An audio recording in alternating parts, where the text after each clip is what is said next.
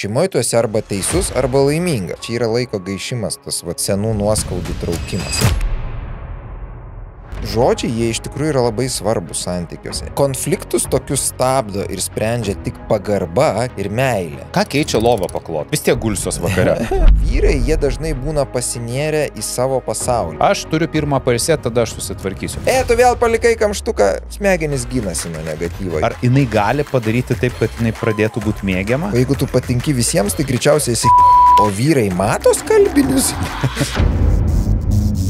Nepamirškite paspausti prenumeruoti mygtuką, uždėti laiko ir parašyti komentarą. O tuo tarpu tie, kurie nemėgstate tokių intarpų kaip šis ir nenorite matyti reklamos, galite tapti nariais. Tiesiog paspauskite Join mygtuką mūsų YouTube kanale, prisidėkite 1 kavos puodeliu per mėnesį ir matykite visą turinį savaitę anksčiau be jokių reklamų. Sveiki bičiuliai, tęsime mūsų pokalbį su Dariumi. Noriu priminti, kad tai yra antra dalis mūsų pokalbio, kurį turėjome prieš kelias savaitės. Tai mes sustojame ties vaikų problemomis ir dabar noriu pratęsti jau su santykių, konfliktų, bendravimo ir buities iššūkiais. Gerai. Dariau, sutik, kad tai yra tema, kuri turbūt yra viena populiariausių santykiuose, nes iš tų užklausų, ką aš gavau ir iš tų klausimų, aš pastebėjau, kad moterys labiausiai skundžiasi tai, kad vyrai yra žiauriai netvarkingi, abejingi tvarkai, jie nieko nesupranta, jie nieko nenori. Žodžiu, kodėl jie patys nesupranta, kad to reikia daryti? Pas mane kaip yra, jo sutinku, dažnesnis atvejis toks, kaip tu sakai, kur vyrukam truputį sunkiau su ta tvarka namie, bet kas 3 ar 4 pas mane šeima ateina su atvirkštinė situacija, kai vyras sako, užnisa, jinai čia taip, čia to nesužiūri, čia nepadeda, palieka, žodžiu, jis didesnis perfekcionistas, jis didesnis toks, ten tos tvarkos mėgėjas ar kartais net maniakas, negu, kitaip sakant, būna ir atvirkščiai, bet turbūt dažniau gal tu teisus. Tik tai santykis mažesnis, taip. Gerai, bet pradėkime mūsų pokalbį nuo konfliktų ir, kaip ir sakiau, mes turime labai daug visokių užklausų iš žmonių, nes aš norėjau padaryti šią laidą labiau praktišką, realių situacijų analizę su šaknimis ir patarimais, ką tokiose situacijose elgtis, dėl to, kad tai atlieps labai daug žmonių. Tiesiog, kai aš skaičiau, aš tai mačiau ir savo santykiuose, ir mačiau savo draugų santykiuose, ir tikiu, kad tai yra daugelio žmonių gyvenime. Tai visų pirmiausia, tai apie konfliktus. Kodėl yra toksai konfliktų sprendimų skirtumas pa žmonės, kad kai kurie sprendžia konfliktą tas, kuris įvyksta dabar ir bando jį išsiaiškinti, jo priežastis, kas įvyko šiandien, bet yra būtent, čia vyrukas rašo, kad jo moteris ginčuose dažnai pereina prie senų nuoskaudų. Bet tada tu tą padarei. Ir nueina nuo dabartinės konflikto priežasties prie kažkokios tai tenai, žinai, prieš metus įvykusios problemos. Po to prieš 5, prieš 10. Taip, kodėl tai vyksta? Nes mes kovojam dėl teisybės, mes norim būti teisūs, nelaimingi šeimoje. Mes norim, mūsų ego nesutinka, jaučia, kad įvyko kažkokia neteisybė, kažkas mums nepatiko. Ir mes norėdami kitą įtikinti, arba, kaip čia pasakius, nugalėti, patraukti savo pusę, kas dažniausiai nepavyksta. Ir čia yra laiko gaišimas, tas senų nuoskaudų traukimas. Bet jeigu partneris yra subrendęs, adekvatus, labai sąmoningas, tai pamatęs, kad jo antra pusė, nesvarbu vyras ar žmona, draugas, draugė, elgiasi taip, pradeda traukti senus dalykus, supranta, kad čia veikia kažkokios pasąmoninės gynybos. Kad aš kažko negirdžiu, nesuprantu, kažko neatliepiu, reiškiasi, kažkur mes čia esam tą ryšį su viens kito poreikiais ir su gilia asmenybė praradę. Kitaip sakant, labai sąmoningas žmogus gali suprast, kad čia tas senų įvykių traukimas yra tiesiog pagalbos šauksmas. Yra pagalbos klyksmas, padėkit, skęstų mane ten smaugia ar panašiai. Smaugia kas? Mano pačio ego, atsiminimai, ten įvairūs kiti, dažniausiai vaikystės, paauglystės, dar psichologinės traumos prisideda. Tai jeigu tu pradedi matyti per tą prizmę, kad čia kitas ne tiesiog mane kapoja, bet čia yra ženklas, čia yra vėliavėlė, kad yra kažkokie giluminiai dalykai, kurių mes abu nesuprantam, neatveriam, neieškom, nerandam, tada yra gerai, nes galima su laiku iš tikrųjų tada neįsivelti tą konfliktą, bet pradėti ramiai, kai abiem geresnė nuotaika ieškoti, o kodėl, o kas būna, o ką tu jauti, o kaip tu sureaguoji, kas tave viduje kyla. Bet žmogus niekada šiaip savo šitaip nesielgia. Nu, tipo, gali būti, kad tiesiog yra, pavyzdžiui, po praeitų santykių labai nusmukusi savivertė ir žmogus kaip tik begali, kai tik atsiras mažiausias konfliktas kovos, nors yra, pavyzdžiui, neteisus, kad jį laimėtų. Kad tai pakelt savo savivertę? Jo, nes ten jau viduj toks vakumas, toks trūkumas elementarios savigarbos, kad jis jaučia, kad aš turiu bet kokiu atveju mirs, žus, bet būti teisus, nes kitaip gerai nesijausiu. Nu, vėlgi, jeigu gyvena su sąmoningu patyrusiu žmogum, tas žmogus išjaus, supras, pamatys, kad čia kažkokia neadekvati situacija, kad po to greičiausiai slepiasi kažkas daugiau ir pradės ieškoti to daugiau. O kas turėtų vykti? Įsivaizduokime, dabar mes susikonfliktavome ir tu tas, kuris va čia grįžti atgal, bet tada tu tą padarai, va tu tada tą pasakai. Ir 5 metus. Ir aš esu tas adekvatus, ane? Ir ką aš turiu daryti? Tada nutraukti šitą konfliktą ir sakyti, okei, stop, kuomet nusiraminsime, tada mes pasikalbėsime, kaip sugrąžinti į tai, ką mes dabar čia turėtume išspręsti.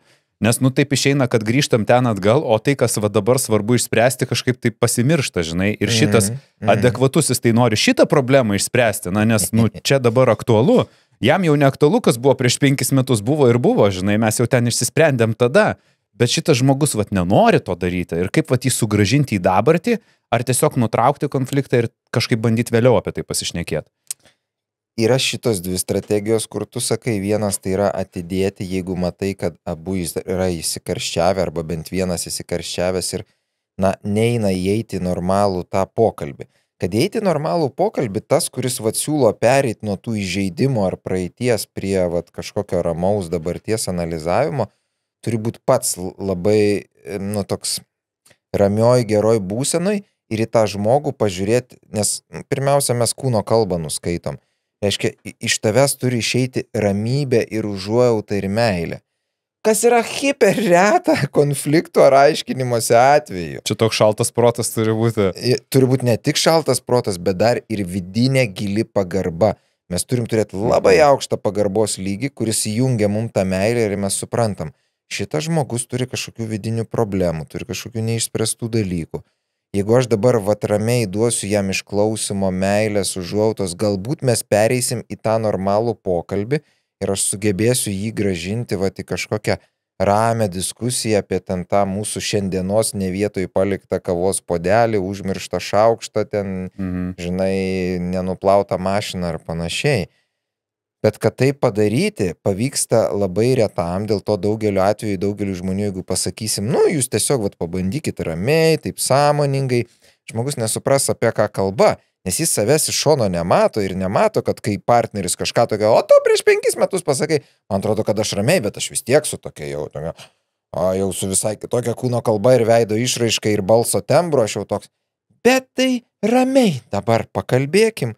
Reiškia, dar vieną kitą, trečią strėlytę meti, tu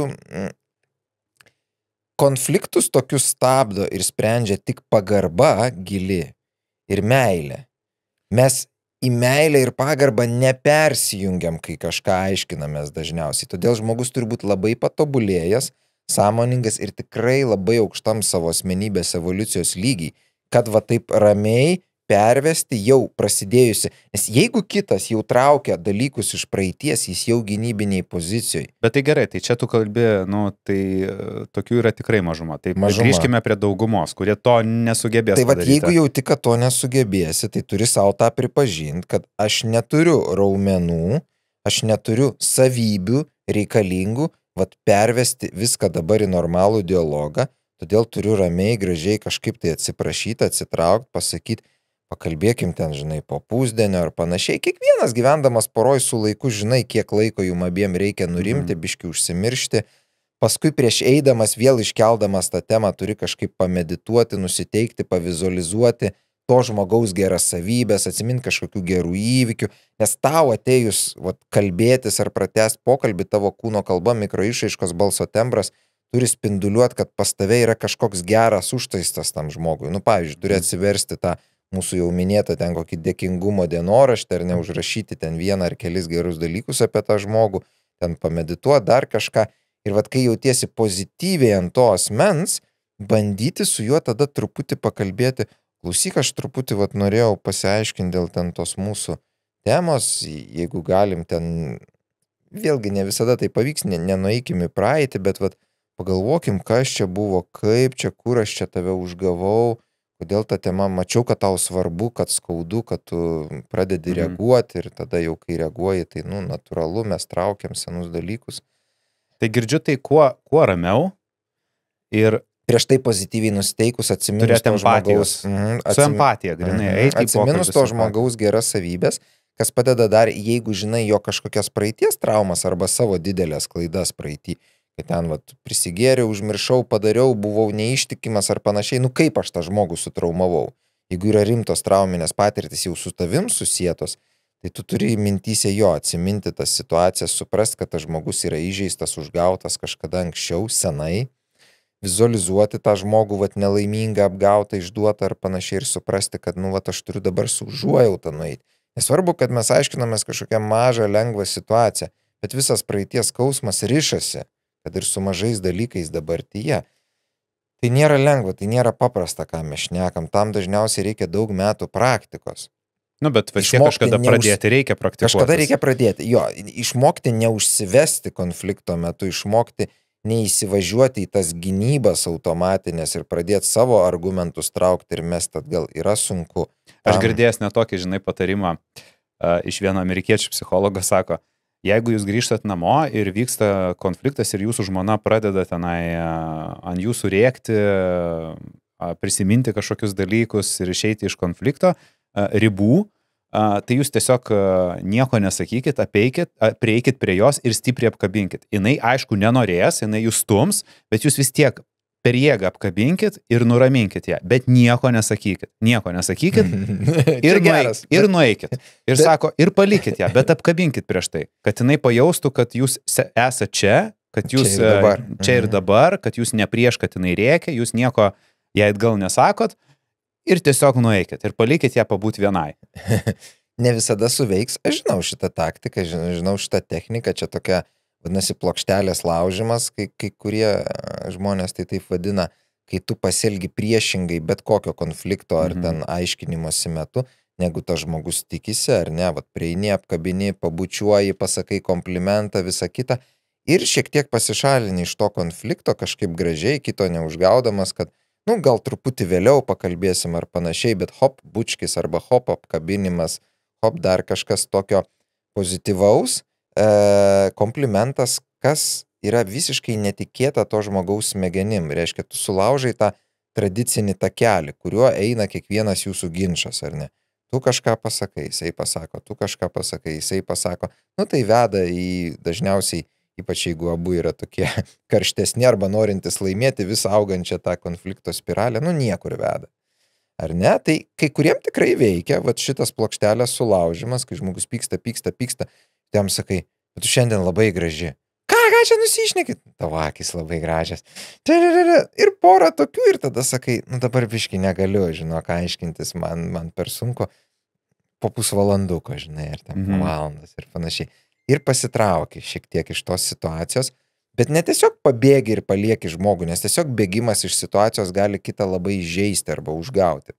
Nes tu bėgi iš pokalbio. Jo, tu bėgi. O tu tiesiog keletą tokių gražių dalykų pasakai ir tada atsiprašai, kad dabar negali tęsti, bet neužilgo tikrai galėsiu, viskas bus gerai, bet prieš tai padarai tą plokštelės sulaužimą, kad kitas pajustų, kad pas tave yra ir meilės, ir šilumos, ir pozityvų. Grįžtam prie to pačio, empatija.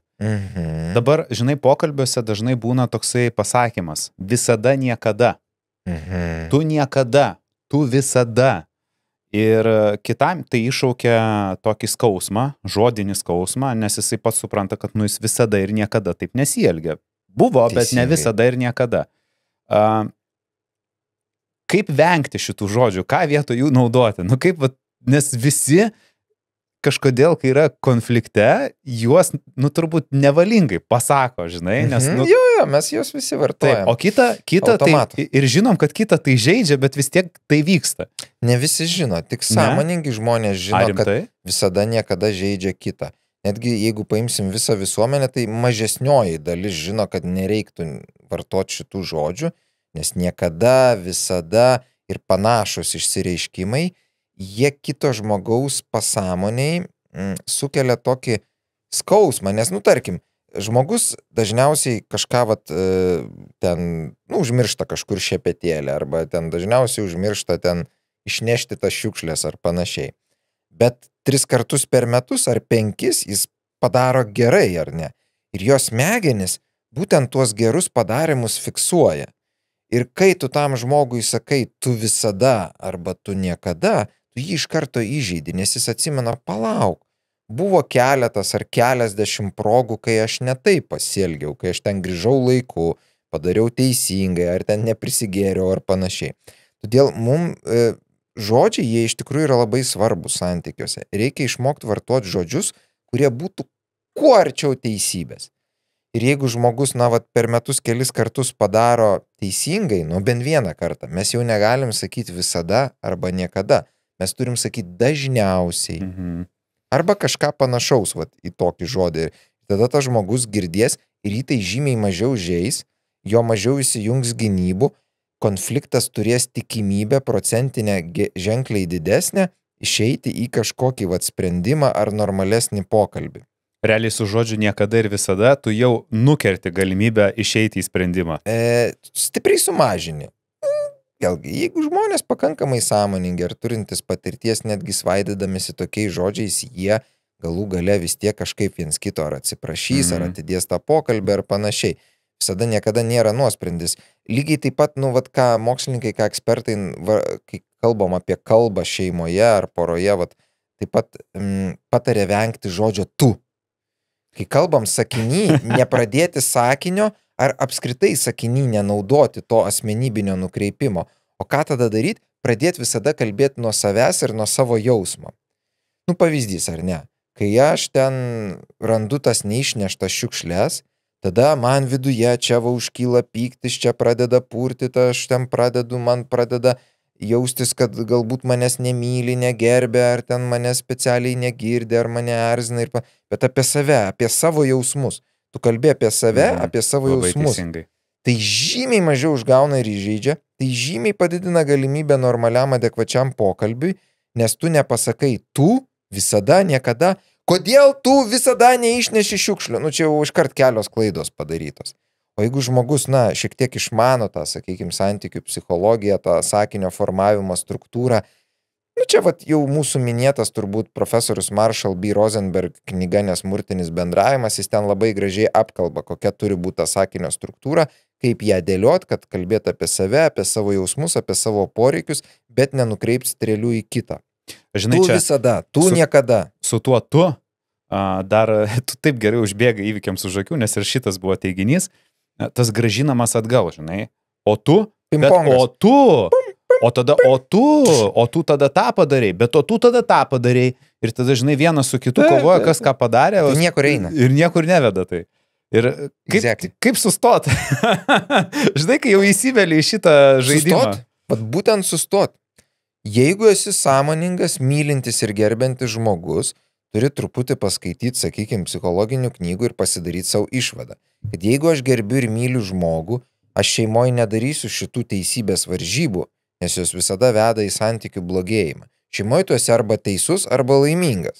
Šeima nekuriama tam, kad tai būtų teismas, arba kad mes šeimoje taptume kažkokie absoliučiai teisūs, arba viskas šeimoje vyktų pagal teisybę kažkieno arba abiejų. Ne, šeima kuriama tam, kad mes patirtume stresą, kad mes šlifuotumėmės, kad mes turėtume sunkumų ir su sunkumais, stresu ir visų tuo šlifavimuose užaugtume kaip asmenybės. Gamta vyro ir moters trauką tarpusavio vien šitam tikslui ir sukuria, kad mes evoliucionuotume, kad mes augtume kaip žmonės, kaip asmenybės, kad mūsų suvokimas. Ir dėl to dažniausiai, mums mažiausiai tinkamą partnerį mes ir įsimylim ir traukiam viens kitą. Ta prasme, žmonės, kurie idealiai tinka kankinti vienas kitą ir užknisti vienas kitą ilgoj perspektyvai, ne pirmais metais, kai yra įsimylėjimas, jie traukia viens kitą. Jie traukia viens kitą. Tik jeigu atsiranda branda, vidinis darbas, supratimas ir panašiai, tada taip, mes užknisam viens kitą, mes kaip ir traukiam viens kitą, bet ir idealiai erzinam viens kitą, bet tada išmokstam mes apeiti, apžaisti, nevartoti tų visada, niekada, atsiprašyti išmokstam, atleisti išmokstam eiti kompromisų meną.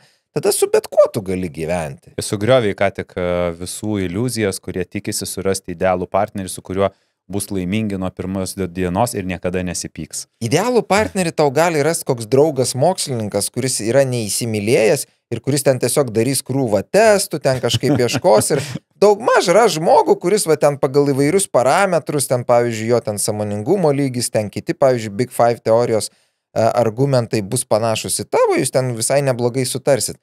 Bet ar tau bus įdomu, ar tu įsimylėsi tą žmogų, greičiausiai ne. Ar kada jauties, lyg būtum tas perdegęs vienaragis, kuris bando įveikti viso pasaulio stresą? Yra toks dalykas Vita Biotics Ultra Ashwagandha maisto papildas. Viena tabletė, o jausmas lyg išgėrė visos ashwagandos plantacijos galę. Net 6000 mg šaknų galios ir tie vitanolidai, na jie kaip superherojai tavo kūnui. O vitaminas B6 grinai kaip tavo asmeninis treneris, kuris padeda nepavirsti į zombį nuo streso. Tai va, jei jauti, kad baterijos išsunktos, pabandyk. Aš bandžiau ir galvoju, kad čia yra mano nauja supergalia. Gal ir tavo. O mes grįžtam atgal į pokalbį. Štai viena moteris, kaip ir jau pirmoji daly paminėjau, buvo vienas klausimas, kuris yra orientuotas į save. Tai yra vienintelis buvęs klausimas. Ir moteris pati suvokė, kad jinai nesivaldo, kai jos partneris pakelia balsą dėl kažkokių smulkmenų. Ir jinai tada dar labiau kelia balsą, jinai pradeda rėkti, ginčytis ir jinai tą žino, bet nemoka susivaldyti. Kaip jai išmokti nereaguoti? Gal galėtum tokius trumpus kelis patarimus, nes čia aiškus toksai noras tiesiog išmokti save valdyti. Ok. Tai pirmiausia, aš pradėčiau nuo kasdienių mindfulness praktikų. Reiškia, ryte pasidaryčiau 10-15 minučių mindfulness pratimų. Arba lietuviškai į Google galima įvesti įsisąmoninimu grįsta psichologija. Tai aš pasiieškočiau knygų ar video, pilnas YouTube'as, reiškia, išsirinkčiau keletą pratimų. Kodėl? Nes jeigu tu kasdien darai mindfulness pratimus, su laiku protas tampa šiek tiek labiau stabilizuotas, tavo visa nervų sistema pradeda funkcionuoti, taip blaiviau. Ir tada, po ilgesnio laiko, bent po kelių mėnesių, o kartais ir dar po ilgesnio laiko, tokių kasdienių pratimų darimo, tu pradedi jaust, kad konflikto ar ginčo metu tu mažiau užsikabini, tu žiūri ramiau į situaciją ir kartais, iš pradžių tik kartais, kas 10 konfliktą atsiranda galimybė užtraukti rankinį stabdį ir pasakyti, atsiprašau, stop, ar kažkaip pasišalinti, ar kažkaip pervesti kalbą į malonesnę, ramesnę žodžių ir tada jau tas konfliktas toks nesigauna. Paskui tai dažnėja tos progos, kai tu vis išmoksti susivaldyti, palaukti, kitaip pasakyti, arba neužkelt balso, ten skirtingos bėdos pas mus visus. Bet kitaip sakant, reikia pakelt sąmoningumą. Sąmoningumas niekaip taip jokiais pigiais triukais nesikelia. Tai yra kasdienis nuolatinis darbas. Mokytis ramybės. Ir po to pas iš savęs mokaisi su laiku tiesiog. Aha, jo. Pastebi, kad, žiūrėk, čia neįsivėliau, gerai buvo. Gerai buvo. Taip. Gerai buvo. Mes kažkaip po to mažiau dienų turim tylėti. O dabar, būtent apie tylą, bendravimas su užsidariusiu žmogumi. Ką daryti, jeigu partneris visada atsako, viskas gerai, nežinau, normaliai, kaip sekėsi, gerai. Ir neišsiplečia atsakydamas į kažkokius klausimus. Ir jinai jaučiasi taip, lyg jisai vengtų pokalbių. Ar bandyti juos kažkaip skatinti, ar tiesiog tai yra toks žmogus, ar jam kažko tai gal santykiai neįdomus, ar čia yra kažkoks jau red flagas, kodėl žmogus niekada nenori pasipasakoti daugiau, o tik tai trumpai atsako ir eina daryti savo reikalų. Ar tikrai niekada? Tada mums reikia žiūrėti, kas buvo toj situacijai, kaip jis ten buvo atsipalaidavęs, ką jis ten gavo, kas vyko tuo metu santykiuose, kad jo psichikai nukrito apsaugos mechanizmai, nes dažniausiai tai yra apsauga. Vienas iš paprastesnių būdų, randam situacijas, kai pavyksta tie mūsų pokalbiai, kai atsiveria žmogus. Nes labai reta asmenybė niekada jau taip nenueis į gelmę, neatsivers, ar ne? Tiesiog galbūt tai vyksta labai retai, tarkim, kartą į metus, ar ne? Ir mes tada tyrinėkim, galvokim, analizuokim, rašykime tas progas, kai vat pavyko giliau pasišnekėti, kokia tai buvo diena, kas vyko prieš tai, ar ne. Gal mes turėjom kažkokį romantišką pasimatymą. Kokios sąlygos įdarė įtaką? Taip. Va čia visi behavioristai plotų rankutėm, jeigu mes taip elgtumėmės, nes jie suprastų, kad mes žiūrim analitiškai į situaciją ir suprantam, kad dažnai psichika įtakoja aplinkybių visuma. Jeigu mes sugebam atrasti, kokios konkrečios aplinkybės, kokie atsipalaidavimo būdai ir visa kita tą žmogų nuvedė į tokį būseną, kuris galėjo bent trumpam atsiverti ir išsakyti savo nuomonę, širdį ir panašiai, mes jau 2-3 žingsnius nuėjom į priekį. Ne visada taip vat suveiks, ar ne, tas toks tyrinėjimas ir analizavimas, plus kartais ir retais atvejais gali iš tikrųjų būti asmenybė, kuri, na, vat kiek mes gyvenam, ten metai 2 ar 5, vat niekada nėra man ir atsivėrusi ir išsakiusi savo vidaus ir parodžiusi. Tada tikrai galima įtarti kažkokius vat psichologinius dalykus, ar ne? Ir tada mes turim bandyti tą žmogų atšildyti, padaryti jį saugų, ieškoti ir analizuoti ir kartu su juo. Aišku, idealiausia būtų, jeigu jisai sutiktų ir jam pačiam būtų įdomu palankyti reguliariai psichoterapeutą. Kad tenai atsivertų.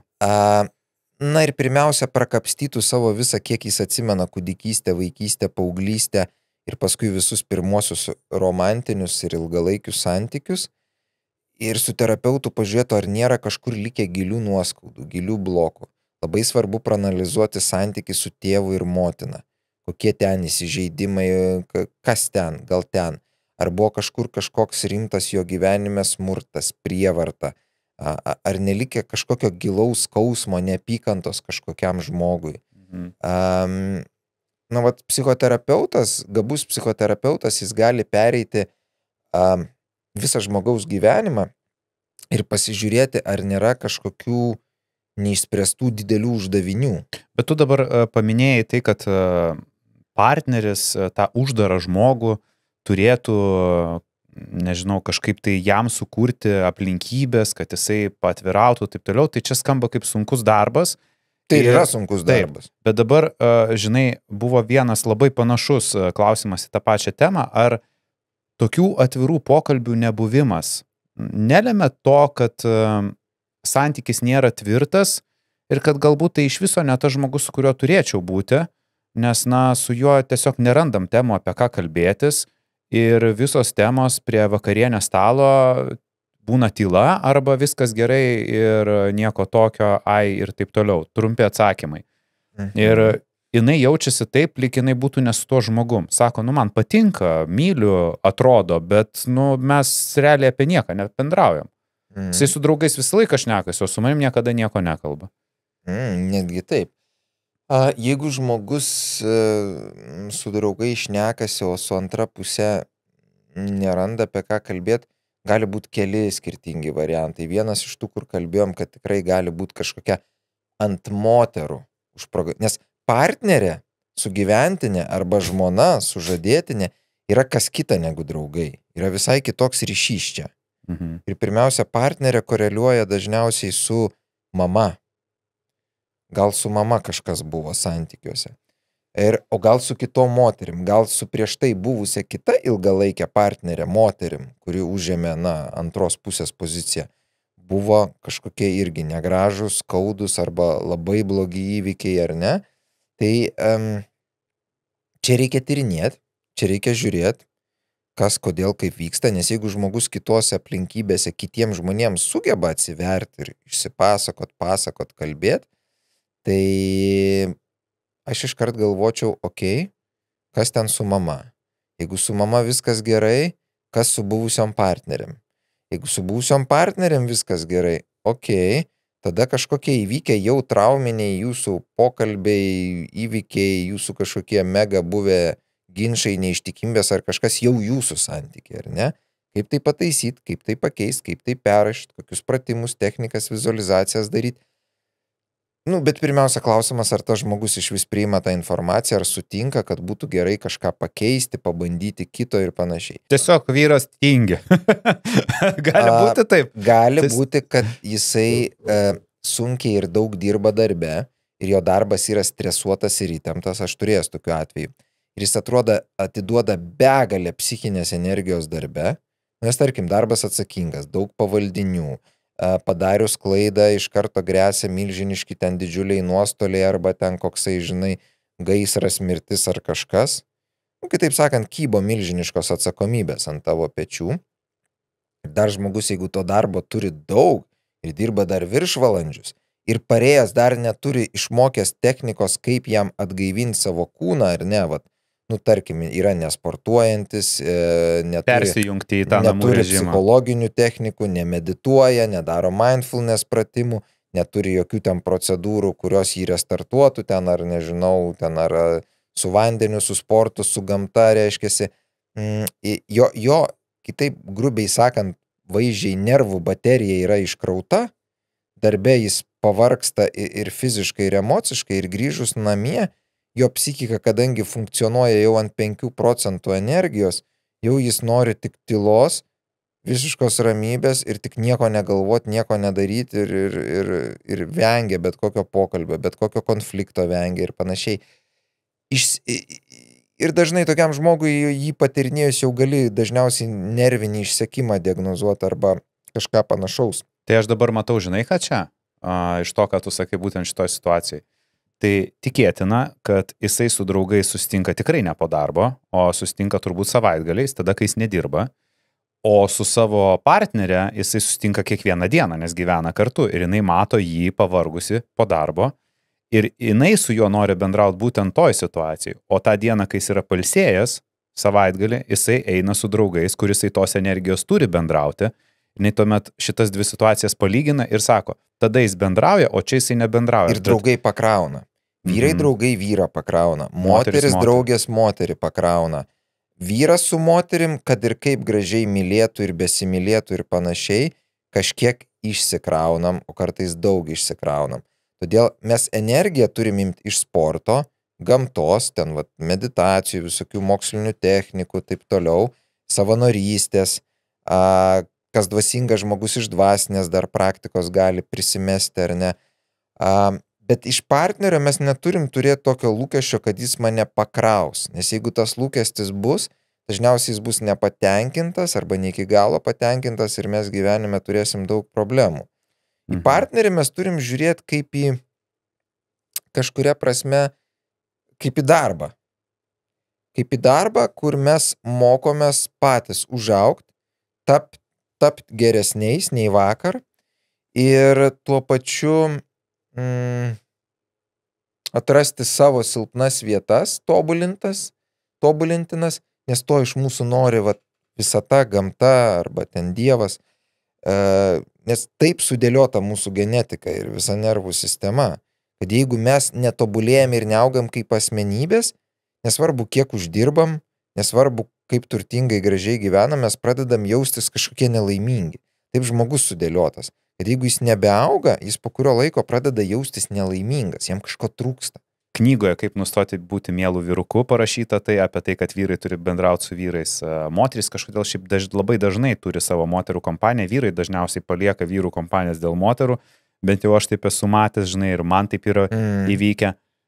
Bet tas buvimas kartu, viskas yra tvarkoje. Mes tą dabar jau žinome, suprantam ir pirmoji dalyje apie tai kalbėjom, kad yra labai svarbu turėti savo kompanijas, vyrai su vyrais, moterys su moterim. Ir kartu laiką. Ir kartu. Bet leisti laisvalaikį atskirai irgi normalu. Bet čia toks yra, žinai, klausimas dėl laisvalaikio atskirai ir pranešimo apie tai, kada grįši. Čia svarbi tema. Ir jeigu vienas iš partnerių lieka namuose, o kitas išeina out, ar išėjęs turėtų pranešti apie tai, kada planuoja grįžti namo? Žinoma. Arba maždaug pasako, žinai, gal iki 9, iki 10, jau 11, pusė 12, nei žinutės nieko. Apie ką tai sako santykyje? Kad arba mes labai atitrūkstam tam laisvalaikį ir užsimirštam tą savo kitą gyvenimą. Atitrūkti yra gerai, bet greičiausiai tai rodo nepilną ryšį arba nepagarbą arba kažkokius vidinius ten trūkumus, nes dažnai draugai laisvalaikis užpildo mums gyvenime kažkokį beprasmybės ir tuštumos jausmą. Ir klausimas yra, kodėl tu tą jausmą esi toks alkanas, kad kai jau valgai, kai gauni iš draugų ten dėmesio, pokštų ir visko, tu visiškai užmiršti visą kitą. Tai greičiausiai rodo, kad tavo gyvenime trūksta logoterapijos, trūksta dvasingumo, trūksta greičiausiai savanorystės, gyvenimo dėl kitų ir panašių dalykų. Ne visada taip čia yra, tiesiog vienas iš daugelio variantų, ar ne? Ar reiktų taip, idealiu atveju visada, keičiasi kažkoks planas, tu kažkur ilgiau užtrukai, prašyk žinutę, neilgai sugaiši, kad grįšiu vėliau, nes ten, žodžiu, kažkur užtrukom, pasikeitė. Nelauk manęs, eik miegot. Žodžiu, turbūt dar 2-3 valandas užtruksiu ar panašiai. Prasinešti yra tiesiog elementarus, normalus pagarbo ženklas ir tiesiog suvokimas, kad kitas žmogus gali jaudintis, kitas žmogus gali laukti. Ir jeigu tau neįdomu jo jausmai, neįdomu kaip jis jaučiasi, tau neįdomu jo savijauta, tada jūsų santykis jis toks keistokas mažų mažiausia. Todėl, sveikuose santykiuose visada yra viens kito atsiklausiama, visada yra viens kitam pranešama, visada yra viens kitą informuojama ir netgi prieš tai derinama, kada tu eisi, kada aš kažkur eisim, kada eisim kartu, ar galiu, kas, kaip, yra tie dalykai derinami, taip pareini namo, aš varau su draugais, dingai. O gal tas kitas žmogus jau savaitę kūrė planą, kaip jūs šį vakarą praleisit, tu pasiklausk, tu susižinok, tu iš anksto paderink tuos planus, jeigu juos žinai iš anksto. Nes, elementarių planų nederinimas vėl rodo kažkokią ar tai traumą psichologinę, ar tiesiog nepagarbą, nelygiavertį santykį ar dar kažką. Santykiai ilgoj perspektyvoje gali būti laimingi ir darnus tada, kai partneriai yra plius minus lygiaverčiai. Reiškiasi, tai jie nebūtinai turi būti lygiaverčiai ten pagal fizinę jėgą, ar pagal uždirbamus pinigus, arba ten pagal padarytą karjerą. Ne apie tai.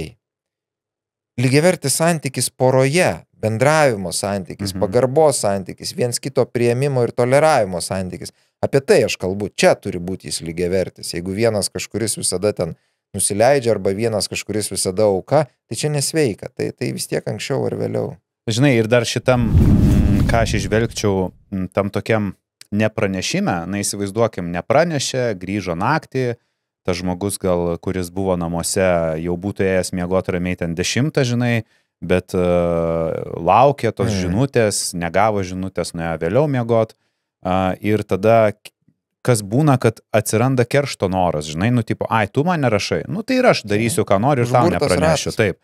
Ir aš šiandien veiksiu, ką noriu ir kam tu čia pranešti. Jeigu tu taip elgiesi ir aš taip elgsiu, žinai. Čia kaip būna dažnai jauni taip daro, žinai. Tai tas toks atsiranda dar užburtas ratas, kai vienas kitam keršyt pradeda, žinai. Ir tada iš viso jau atsiranda, kad maždaug parodysiu taip, kaip aš jaučiuosi. Arba kitą dieną ar tą pačią dieną, kai tas žmogus grįžta, mes jį užpuolam, atrašom velnių, aš čia verkiau, aš čia jaudinausi, aš laukiau čia, o tu čia su mergom trinies po klubus ir taip toliau, taip toliau. Vėl klaida, irgi klaidingas, keršyt klaida, šitaip elgtis klaida. Kaip geriausia elgtis? Prieiti ir su meile, su humoru ar kitą dieną nesvarbu, bet papasakot apie savo jausmus ir emocijas.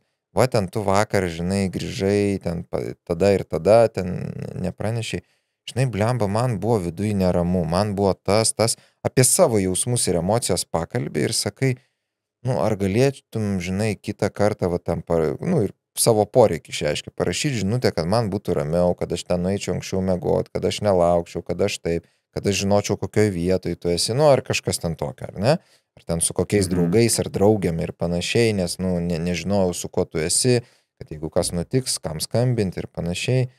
Tai tą reikia kitam žmogui papasakoti, išreikšti tą poreikį.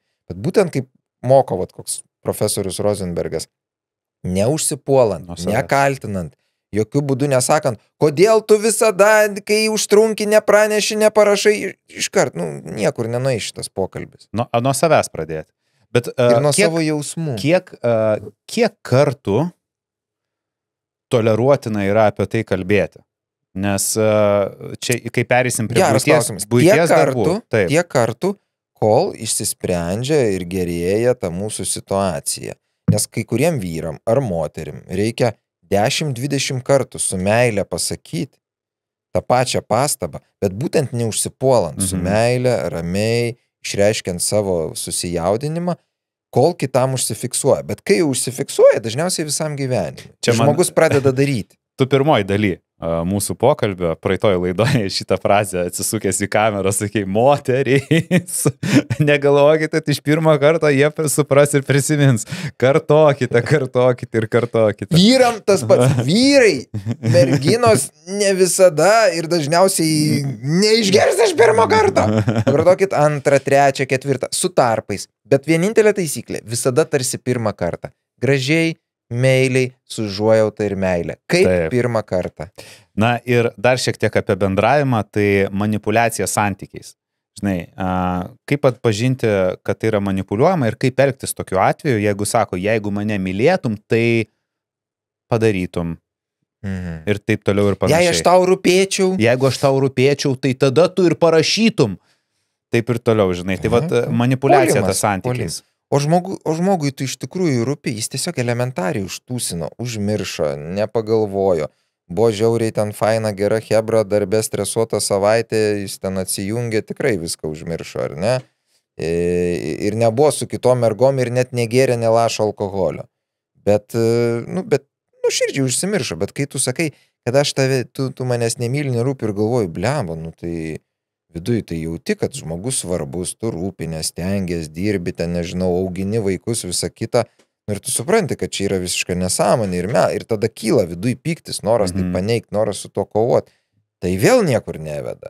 Tai tie tokie užpolimai ar manipuliavimai lygioj vietoj, jie ilgalaikiai perspektyvai dažniausiai nėra naudingi ir neduoda tų rezultatų, kurių tikimės. Taip, žmogus kartais trumpam pasikeičia, taip, žmogus kartais ten sukandęs dantis kažką padaro, bet tai nepriduos kokybės ten po metų, 2 ar 3. Nes tai nėra ekologiškas būdas poroje. Tas sustainable, žinai. Sustainable, taip. Jo, kur mes galėtume paskui kiekvieną kartą taip daryti ir kažkuriam traumų neprisikauptų. Ne. Tai nuo tokios kaip ekologijos prie buities ekologijos pereikim, nes manau, kad daugelis laukia tikrai mūsų šitos atkarpos laidos. Na ir pirmas klausimas yra nuo mūsų rėmėjo, viena sąskaita. Ir tai yra apie sąnaudas. Žmona užsidariusi duše pila vandenį po 30 minučių. Sako, aš nesuvokiu, ką jinai ten daro, bet išėjus iš vonios yra kaip turkiška pirtis. Taip. Vonios neturime. Turim dušą. Kaip surasti kompromisą, jog neišlaidautume su komunaliniais, bet ir nesusipyktume. Gera situacija. Tai pirmiausia, jam tiesiog reikia elementariai sėsti ir paskaičiuoti, kiek jinai ten su to vandeniu išleidžia. Tai dažniausiai palyginus su jo špakliais, nagais ir viskuo bus absoliučiai nereikšminga suma. Čia turbūt tas efektas yra didesnis poveikis. Taip, vaikinas tiesiog žino, kad jisai visada nusiprausė ten per 5 minutės. Duok dieve per 5, per 3 turbūt. Ir jis nesupranta, ką jinai ten 5-6 kartus ilgiau veikia, nes galvoja, kad moteris tai tokios pat psichikos kaip vyras, ar ne? Taip. O jai, pavyzdžiui, patinka šiltas vanduo, ją jisai ramina, terapina ir jinai, kai pradės, kaip jisai po 3 minutės praustis, gali būti, kad jis jos net pažins, nes jinai taps labiau įsitempusi. Čia galbūt efektyviausia jos psichoterapijos forma yra. Ir kitaip sakant, aš dažniausiai tokiose vietose sakau, gali švelniai labai su meiliai garsinti, kad gal mes čia biški per daug išleidžiam ar viską, bet tu man papasakok, ar tave tai atpalaiduoja, ar tau tai patinka, ar tau svarbu, ar tu užsimiršti. Labai, bet taip ramiai, be jokio spaudimo patyrinėti vis dėlto, o kodėl? Kas ten vyksta? Ir jeigu žmogui patinka, jeigu jį tai ramina, jeigu jį tai atpalaiduoja, jeigu jam tai yra terapija, tai 5 kartus apsimoka. Svarbu santykiai laimingi. Svarbu yra ta kažkokia žmogų elementari darna, yra kažkoks balansas vidinis. Tai džiaugis, kad jinai neina į kažkokį brangiausią sporto klubą ir net ten pirtyse sėdi ir saunose ir panašiai, nes tau ten reiktų mokėti po 300 eurų į mėnesį, o tu čia dabar dėl 20 eurų už tą vandenį, žinai, stradalinį, kad jinai 2 eurų daugiau išleidžia. Palyginus su jo, sakau, visais špakliais, nagais, ragais, ten, žinai, su visom grožio procedūrom, čiagi 100, ar ne? Gerai, žodžiu, taip. Kam į tai kreip dėmesio? Vyruk, Gerai prasisuki kol kas, viskas normaliai. Aišku, būna visai, bet... Ar jūs, kaip ir mane, vargina kiekvieną mėnesį jungtis prie įvairių komunalinių portalų ir atlikti skirtingus pavedimus? Viena sąskaita, kad viskas būtų paprasta, saugu ir jūsų namų finansai suvaldomi vienu prisijungimu. Įsivaizduokite, vienoje paskyroje galite susijęti visų savo bankų sąskaitas ir matyti jų bendrą suvestinę. Arba, jei norite, filtruoti kiekvieną atskirai. Geriausia viso to dalis, sistema automatiškai išskirsto jūsų išlaidas į skirtingas kategorijas. Bet akimirksniu matote, kam ir kiek pinigų išleidžiate. Geras, ne? Be to, viena sąskaita suteikia galimybę nemokamai kaupti visus svarbiausius dokumentus saugykloje. Taigi, išblukusių čekių ar pamestų sutarčių problema jau yra praeitis. Viena sąskaita įrankis prieinamas tik už 2,99 € per mėnesį, o saugykla visiškai nemokamai. Tad nuo šiol visus savo finansus tvarkykite vienoje vietoje. Tiek svetainėje vienasąskaita.lt, tiek naujoje mobilioje programėlėje. O mes grįžtam atgal į pokalbį. Dabar mūsų pokalbio pradžioje tu paminėjai, kad turi klientų, kur vyrai būna ypatingai tvarkingi. Jo. Tai yra tvarkos poreikių konfliktai būna. Kaip susigyventi su pedantišku žmogumi, ar rasti kompromisą tarp skirtingų požiūrių ir į poilsį ir tvarkymąsi. Kai vienas yra, ypatingai tvarkingas, o kitas, galbūt netvarkingas, o gal visai netvarkingas. Ir jiems abiem reikia susigyventi. Ar tokios poros iš viso gali susigyventi, ar reikia jiems susigyventi, nes, iš to, ką aš matau, buitis yra, tokia rakštis daugelio santykiuose, kur atrodo, kad, jeigu buities nebūtų, tai jie visi būtų laimingi.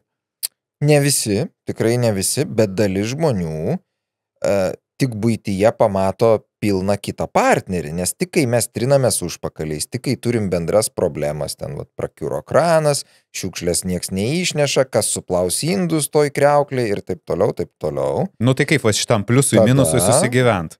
Tai tik tada išlenda mūsų tikrosios asmenybės, tai jeigu pasimato gyvenant kartu, kad vienas yra, tarkim, perfekcionistas tvarkos ir jis tik gerai jaučiasi ir atsipalaiduoja namuose, kai nėra dulkelių, kai viskas vietose, nėra nešvarių indų, viskas blizga ten ir žvaigždutėm, pim, kiekvienas kampas, ne? Ir tada jis jaučiasi gerai, jis kaifuoja, jis gali būti tose namuose ir jaustis ramus, ar ne? O kitas yra tas žmogus, kuris bet kokiuose namuose gali jaustis ramus, atsipalaidavęs ir panašiai, nes tiesiog jo centrinė nervų sistema nefiksuoja per daug tos aplinkos. Ir ar ten batai numesti, ar nenumesti, švarus ar nešvarus, kriaukliai pilna ar tuščia, jis gerai jaučiasi, jis to net nemato, nepastebi ir panašiai, ar ne?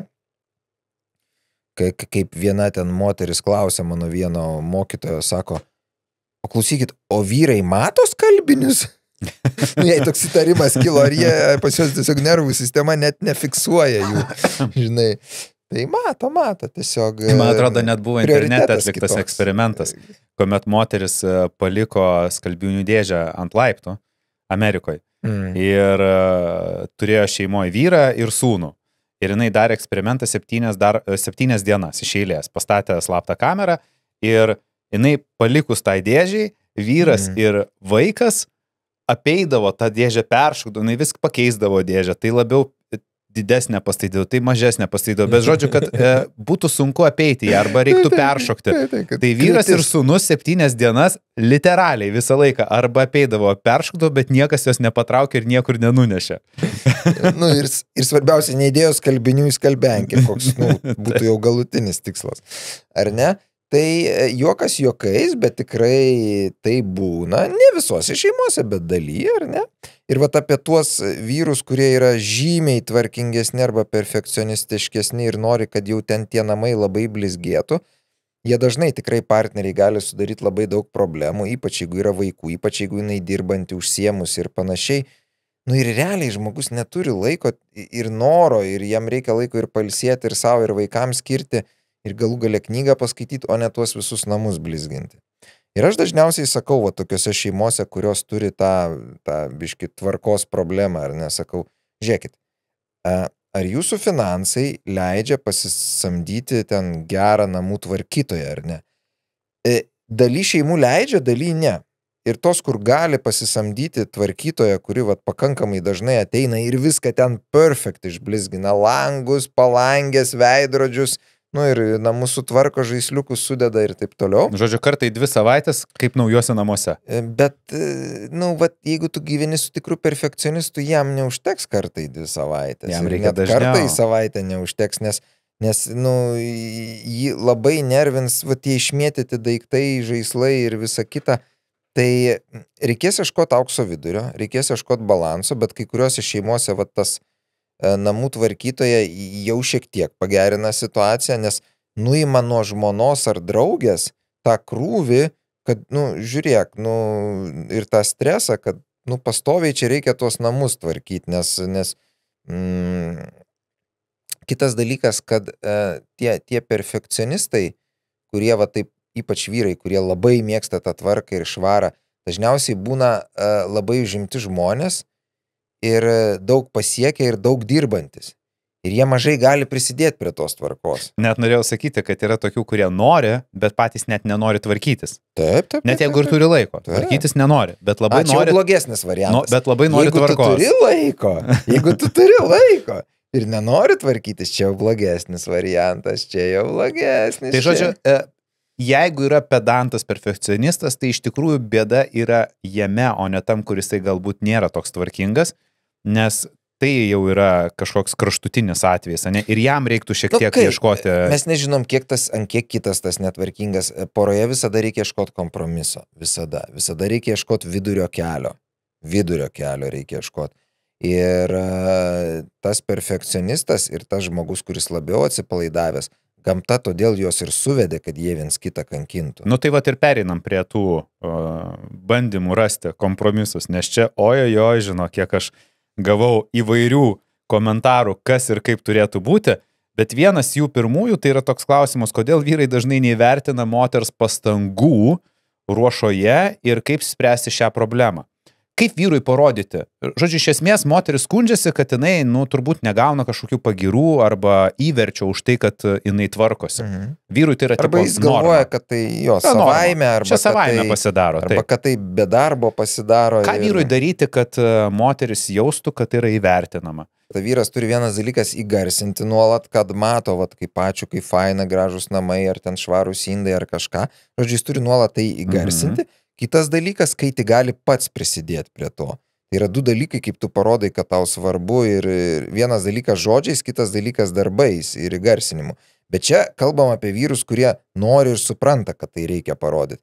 Dabar yra ta dalis, kur vat, skundžiasi, kur vyras nemato, nesupranta arba nuolat sako, tai ką tu čia namus patvarkėjai, žinai, va, aš tai ten uždirbau labai daug, bet jisai vargo 5 valandas, kol ten viršvalandžių, kol uždirbo ten kažkokią papildomą sumą, nežinau, super atostogom, ten Kanaruose ar Mauricijoje ar kažkur, o jinai tą laiką, jinai nedirbo tuo metu viršvalandžių, bet jinai tas 5 valandas ten blizgino visus tos namus, jie abu pavargo, jie abu dirbo. Ir nesvarbu, kad kažkuris uždirbo krūvą pinigų, o kažkuris tuo metu neuždirbo krūvos pinigų.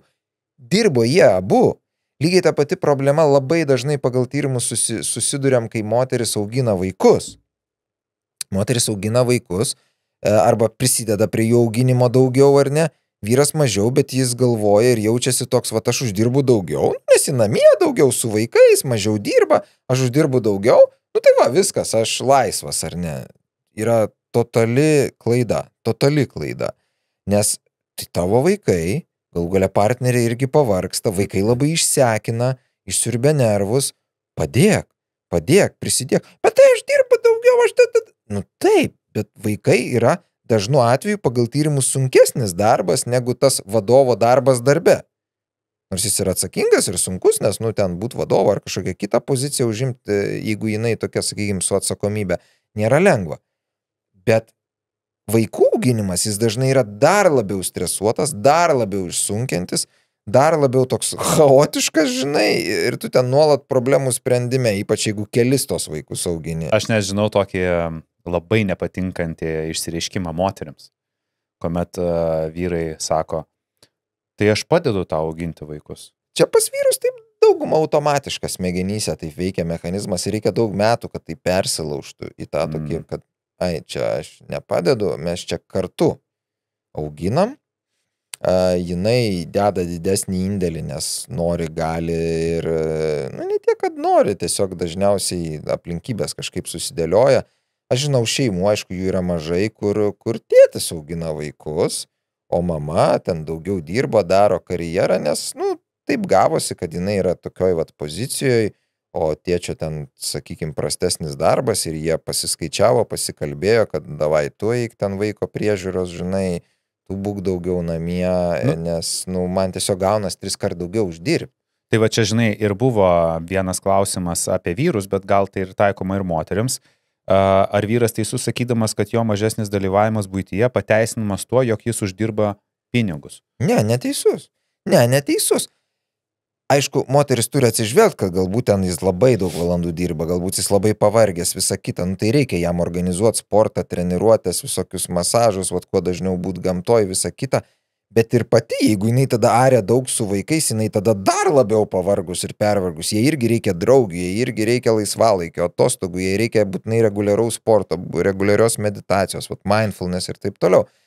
Ta viską reikia susiorganizuoti. Dažniausiai jeigu vyras daug dirba ir daug uždirba, labai gerai, tada galim kalbėti apie auklę ir apie namų tvarkytoją. Taip. Tada atsiranda šiek tiek laiko moters sportui, moters ten savirealizacijai, būreliams, kam tik nori, draugiams.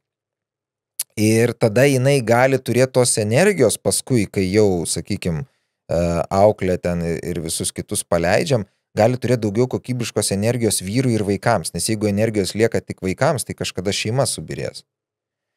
Taip, nes vyrui nelieka dėmesio. Jokių būdų nesakau, kad toks modelis turi būti šeimoje, nes sakau, gali moteris būti daugiau, gali būti, kad jie abu vienodai uždirba, vienodai svarbios tos karjeros, ir abu turi tada suprast, pasidalinti, žiūrėti kaip, kuriuo laiku, nes greičiausiai, jeigu moteris bus, kuri supras ten, tarkim, maitinimo, ten žindymo naudą ar ne, ir jinai norės pirmus metus ar pirmus ten 2 metus skirti tiem vaikams ir kad jie gautų ten kuo daugiau to kontakto su mama ir kuo daugiau gautų mamos pieno ir panašiai.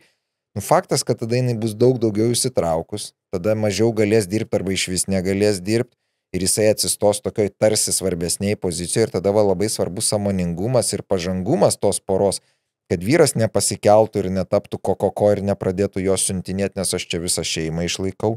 Taip pat, kad jinai taptų sąmoninga ir nepradėštų jo drožti, nes supras, kad, irgi, kad galbūt ir jam sunku, gal darbe problemų daug ir jis ne visas išsako, kad jie suprastų, kad kai ateina tas kažkoks problemos, reikia ieškoti pagalbos, b, kuo daugiau gamtos, sporto, poilsio, viso kito viens kitam, kiek įmanoma, nes dažna šeima negalės sau leisti auklių, ten tvarkytojų ir visokių kitokių, ar ne? Turėsim suktis dviese, ar ne? Tada reiškia, jeigu tik yra galimybė, gal seneliai dar kokie. Tai būtent, kuo labiau turime traukti, jeigu jie šalia, kartais jie kitam mieste, toli, ten patys dirbantis, užsiėmę. Vėlgi, ne visada yra lengva, bet giminės, draugus, ten sesės, brolius, tėvus, turime traukti kuo labiau ir nebijot jų įtraukti. Aš bijau vaiką palikti su svetimu žmogum. Nebijok. Tavo skyrybos kainuos daugiau. Tavo nervai kainuos daugiau. Jo, tu nebijok. Tu išmok nebūti tas sraigtasparnis kybantis virš vaikų. Tu išmok ilsėtis kokybiškai. Ne su alkoholiu, ne su žaidimais, ne su naktiniais klubais. Išmok ilsėtis kokybiškai, išmok pasikraut. Per sportą, per draugus, per savanorystę ir taip toliau, ten kažkam per dvasinę praktiką dar. Ir tada tu galbūt tam santykiai su laiku ir darbe ir visur palaipsniui rasi sprendimus. Ta adekvati būsena dabar turbūt reikalinga ir namų ruošos darbuose. Ir žinok, čia kokį 10 tokių atvejų gavau, kurie, iš ties tokie, žinai, linksmi, įdomus, šmaikštus, bet ir tuo pačiu rimti. Tai pradėkime nuo pirmo. Alaus kamštelio palikimas ant stalo. Jeigu metuose buvo bent kelios progos, kai nusinešė, kas ten vyko, kaip vyko, žiūrim, analizuojam, gal galim tai didinti. Jeigu, sakykime, gal reikia padėti kokią peleninę? Ženklai, priminimai, rašteliai kartais veikia. Ne visada. Dabar tu pasakė apie raštelius, dabar įsivaizduoju, žmona prieš sėdant prieš krepšinio varžybės tą geltoną raštelį. Alaus kamštelį, prašau, išmesk. Ir prilipina, žinai, prieš jam sėdant, arba ant teliko, kur žinai, kur lankas. Aš eičiau per dresiravimą, per humorą. Jeigu yra kažkoks toks stringantis mažas dalykas, ar ne? Nu, pavyzdžiui, žmona mane irgi ilgai mokė uždaryti spintos duris. Tas tokias, ta spinta, kur įeini ir visas ten kambariukas, daug lentynų. Ir tos didelės lankiojančios duris, tu išeini tą kambariuką uždarai ir lieka jau tik tai smėgamasis, ne? Tai mane ilgai mokė, nes vyrai, jie dažnai būna pasinėrę į savo pasaulį, į savo darbą, karjerą, savo praktikas, technikas, sportus, draugus ir viską, dar kažkiek vaikus, dar kažkiek ten, kažkokias mašinas, pinigus. Bet jau ten tie kiti dalykai dažnai būna tokie, kur smegenys visiškai negaišta energijos ir nefiksuoja, ne? Tipo, ką tai keičia? Ką keičia lovą paklot? Vis tiek gulsios vakare. Ką keičia duris uždaryti į rūbinę? Vis tiek ateisiu į tą rūbinę. Nieks svečiuose nebus. Kas mato? Moterims keičia. Moterims keičia, nes pa žmonės... Nebūtinai moterims, aš žinau vyrų, kuriems tai keičia, o moterims nekeičia. Žinau, turiu tokių šeimų, klientų tarpe. Todėl, čia vyrai, moteris nebūtinai. Tai esmė, kad žmonės yra skirtingo jautrumo ir pastabumo skirtingose sferose, nes mūsų prioritetai ir jausmas, ir kaip mes matom, ką mes matom, yra natūralu, kad skirtingi. Neturi būti tokie pat poroje. Tai dabar, jeigu kažkuriam yra kažkas svarbu, kaip jis gali tai perduoti su laiku partneriui ir kad jisai pradėtų tai daryti, reiškia ištreniruoti, ar ne? Tai tiesiog taikyt meilę ir humorą. Atrandi tą kamštuką, ten čiks, parandi, ten su humoru, su šypsena, parodai, nuneši ir sakai, o kai faina, tu apie mane visą laiką pagalvoji, palieki ir man truputį darbo, o ačiū to, bet nuširdžiai su meilė, butuką, taip, į žandą, žinai. Nes humoras ir meilė giliai įsirašo į pasąmonę. Konfliktas ar bambėjimas, priminimas, tu vėl palikai kamštuką, smegenys gynasi nuo negatyvo, jos padeda į stalčiuką, nesvarbu. Nuolatinis bezdėjimas. Sako, kad laikyti savyje nesveika, o aš nebegaliu kvėpuoti namuose. Reikia rekuperatorių pirmiausia, nes, dujose negyvensi. Ar čia yra normalu santykiuose tiesiog sėdėti ir pakelt koją ir varyti? Ar vis dėlto, žinai, yra tokių... Žiūrint, kokie santykiai. Bet jeigu partneriai ar partneriui tai nepatinka, tai vėlgi sąmoningas jau subrendęs žmogus bandytų į tai atsižvelgti. Bandytų kalbėtis, ieškoti sprendimų, bandytų šiek tiek, nubėgti kažkur į tualetą ar į kitą kambarį ir ten paskleisti, žodžiu, biologinės atakos debesį ir tada grįžti, žinai. Čia mes jau kalbam apie, dažnai tai būna dar pavyzdys matytas iš savo tėvų šeimos ir įskiepytas į pasąmonę. Kad ten, tarkim, tėtis labai laisvai riaugėdavo, bezdėdavo, kaip for fun, žinai, mama per daug nereaguodavo ir tai tam žmogui atrodo netgi santykius stiprinantis dalykas ir jis nesupranta, kad kitą žmogų tai jisai tuoj pripjaus, nes kitas ten nemoka išsakyti ir kaupia viduj, kaupia, kol galų gale prieis prie emocinio sprogimo, kuris gali baigtis, kad ir skyrybom. Tai jeigu kažkas nepatinka, pavyzdžiui, kito bezdėjimas, reikia vėlgi be kritikos, be užpuolimo, be tų visada, niekada ir tu įgarsinti, taip tarsi pirmą kartą, kad man sunku, man tas, man toks užkyla ten viduj pyktis, aš jaučiu, kaip čia man mažėja pagarba, tau ar tas, ar anas, bet labai gražiai įgarsinti, kaip tu jauties, kaip tau tai svarbu, žinai. Ir gražus prašymas toksai, žinai, gal kitą kartą galėtum, žinai, ten nueiti kitą kambarį, ar ten į tualetą, žinai. Pravert langą. Ir panašiai, žinai, žodžiu, siūlyt savo kažkokius variantus, kurie tau jau būtų priimtini. Ir žmogus iš pradžių dažniausiai priešinsis, juoksis, nesutiks. Vėl ta kritinė masė. Taipgi, laikyti savyje nesveika. Taip, o jeigu tu gražiai, tai nieks neliepia savį laikyti, bet, pakeisk vietą, aplinką, žinai. Parodyk pagarbą, parodyk pastangą. Norėjau sakyti apie tai, ką ir kalbėjom. Ta vidinė pagarba žmogui, kurią tu turi. Jeigu tu jos neturi, tu nesistengsi daryti. Jeigu tu turi pagarbą, tu pats norėsi keistis, nes tu gerbėjai. O tą pagarbą reikia užsiauginti. Taip. Drabužių lyginimas. Jei ne aš, vyras pats niekada jų nelygina ir eina visą laiką susiglamžęs. Lyg jam tai būtų normalu. Prioritetai. Nes jam tai ir yra normalu. Jo centriniai nervų sistemoje, taip kaip jam susidėlioja, vėlgi iš šeimos, iš ankstesnių patirčių, iš jo gyvenimo. Nes jeigu jis apsimauna ir eina ir jam ten ok, visuomeniai, darbe ir visur, reiškia, jam tai ir yra ok. Nes jeigu būtų ne ok, tai jis lygintų ar pasakytų, ar pyktusi ten, ją siuntinėtų, vėl čia neišlyginta ir ten bandytų kelti didžiulį konfliktą. Tik jis apsimauna ir eina, tai daugumą atveju tai reiškia, kad jam ir yra ok, tai jos lengstis, jis jaučiasi okei su visu tuo, ar ne? Tai yra jos lengstis, ta prasme, ir jo komfortas lengstis, ar ne? Jam tai yra good. Dabar jeigu tau ne good, tai vėl reikia nuolat tai gražiai garsinti, pasakyti, kad tu man žymiai, aš jaučiuosi, kad žymiai tu gražesnis, man fainesnis, patrauklesnis, kai ten tavo maikė ir marškiniai išlyginti. Bet jisai, jeigu jam tai yra ok ir netgi jeigu jinai tai garsins ir jisai gyvenime nelyginės ir jam net įstingi tą daryti, ar jisai tikrai prisivers tą daryti tik dėl to, kad jai atrodo niok, nes jam tai iš viso atrodo beprasmis užsiėmimas. Su laiku gali būti, kad prisivers.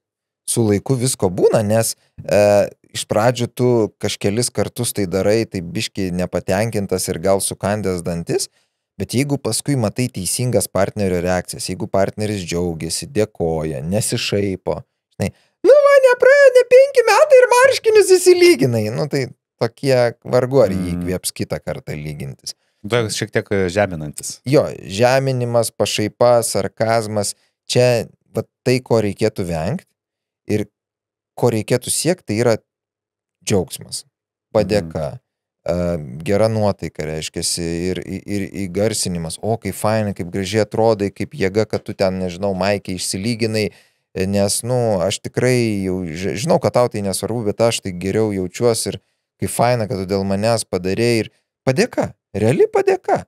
Jeigu, o didžioji atveju dalių, kai mes priverčiam kitą daryti, kaip, dažniausiai kaip būna, kai mes priverčiam kitą kažką padaryti, ko norim iš jo, ar ne, kad jis ten, pavyzdžiui, imtų ir išsilygintų kažką. Neseka padėka, neseka nuoširdus džiaugsmas, geriausiu atveju seka pašaipa. Tai yra visiškai neteisingas modelis, mes nepastiprinam to elgesio, jisai paskui ateityje nėra linkęs kartotis. Čia kaip dresiravime gyvūnų, bet kokį gerą elgesį tu turi pastiprinti žodžiais, apkabinimais, bučiniais, skanukais. Kas labiausiai skatina? Jeigu, pavyzdžiui, pagirimai neskatina.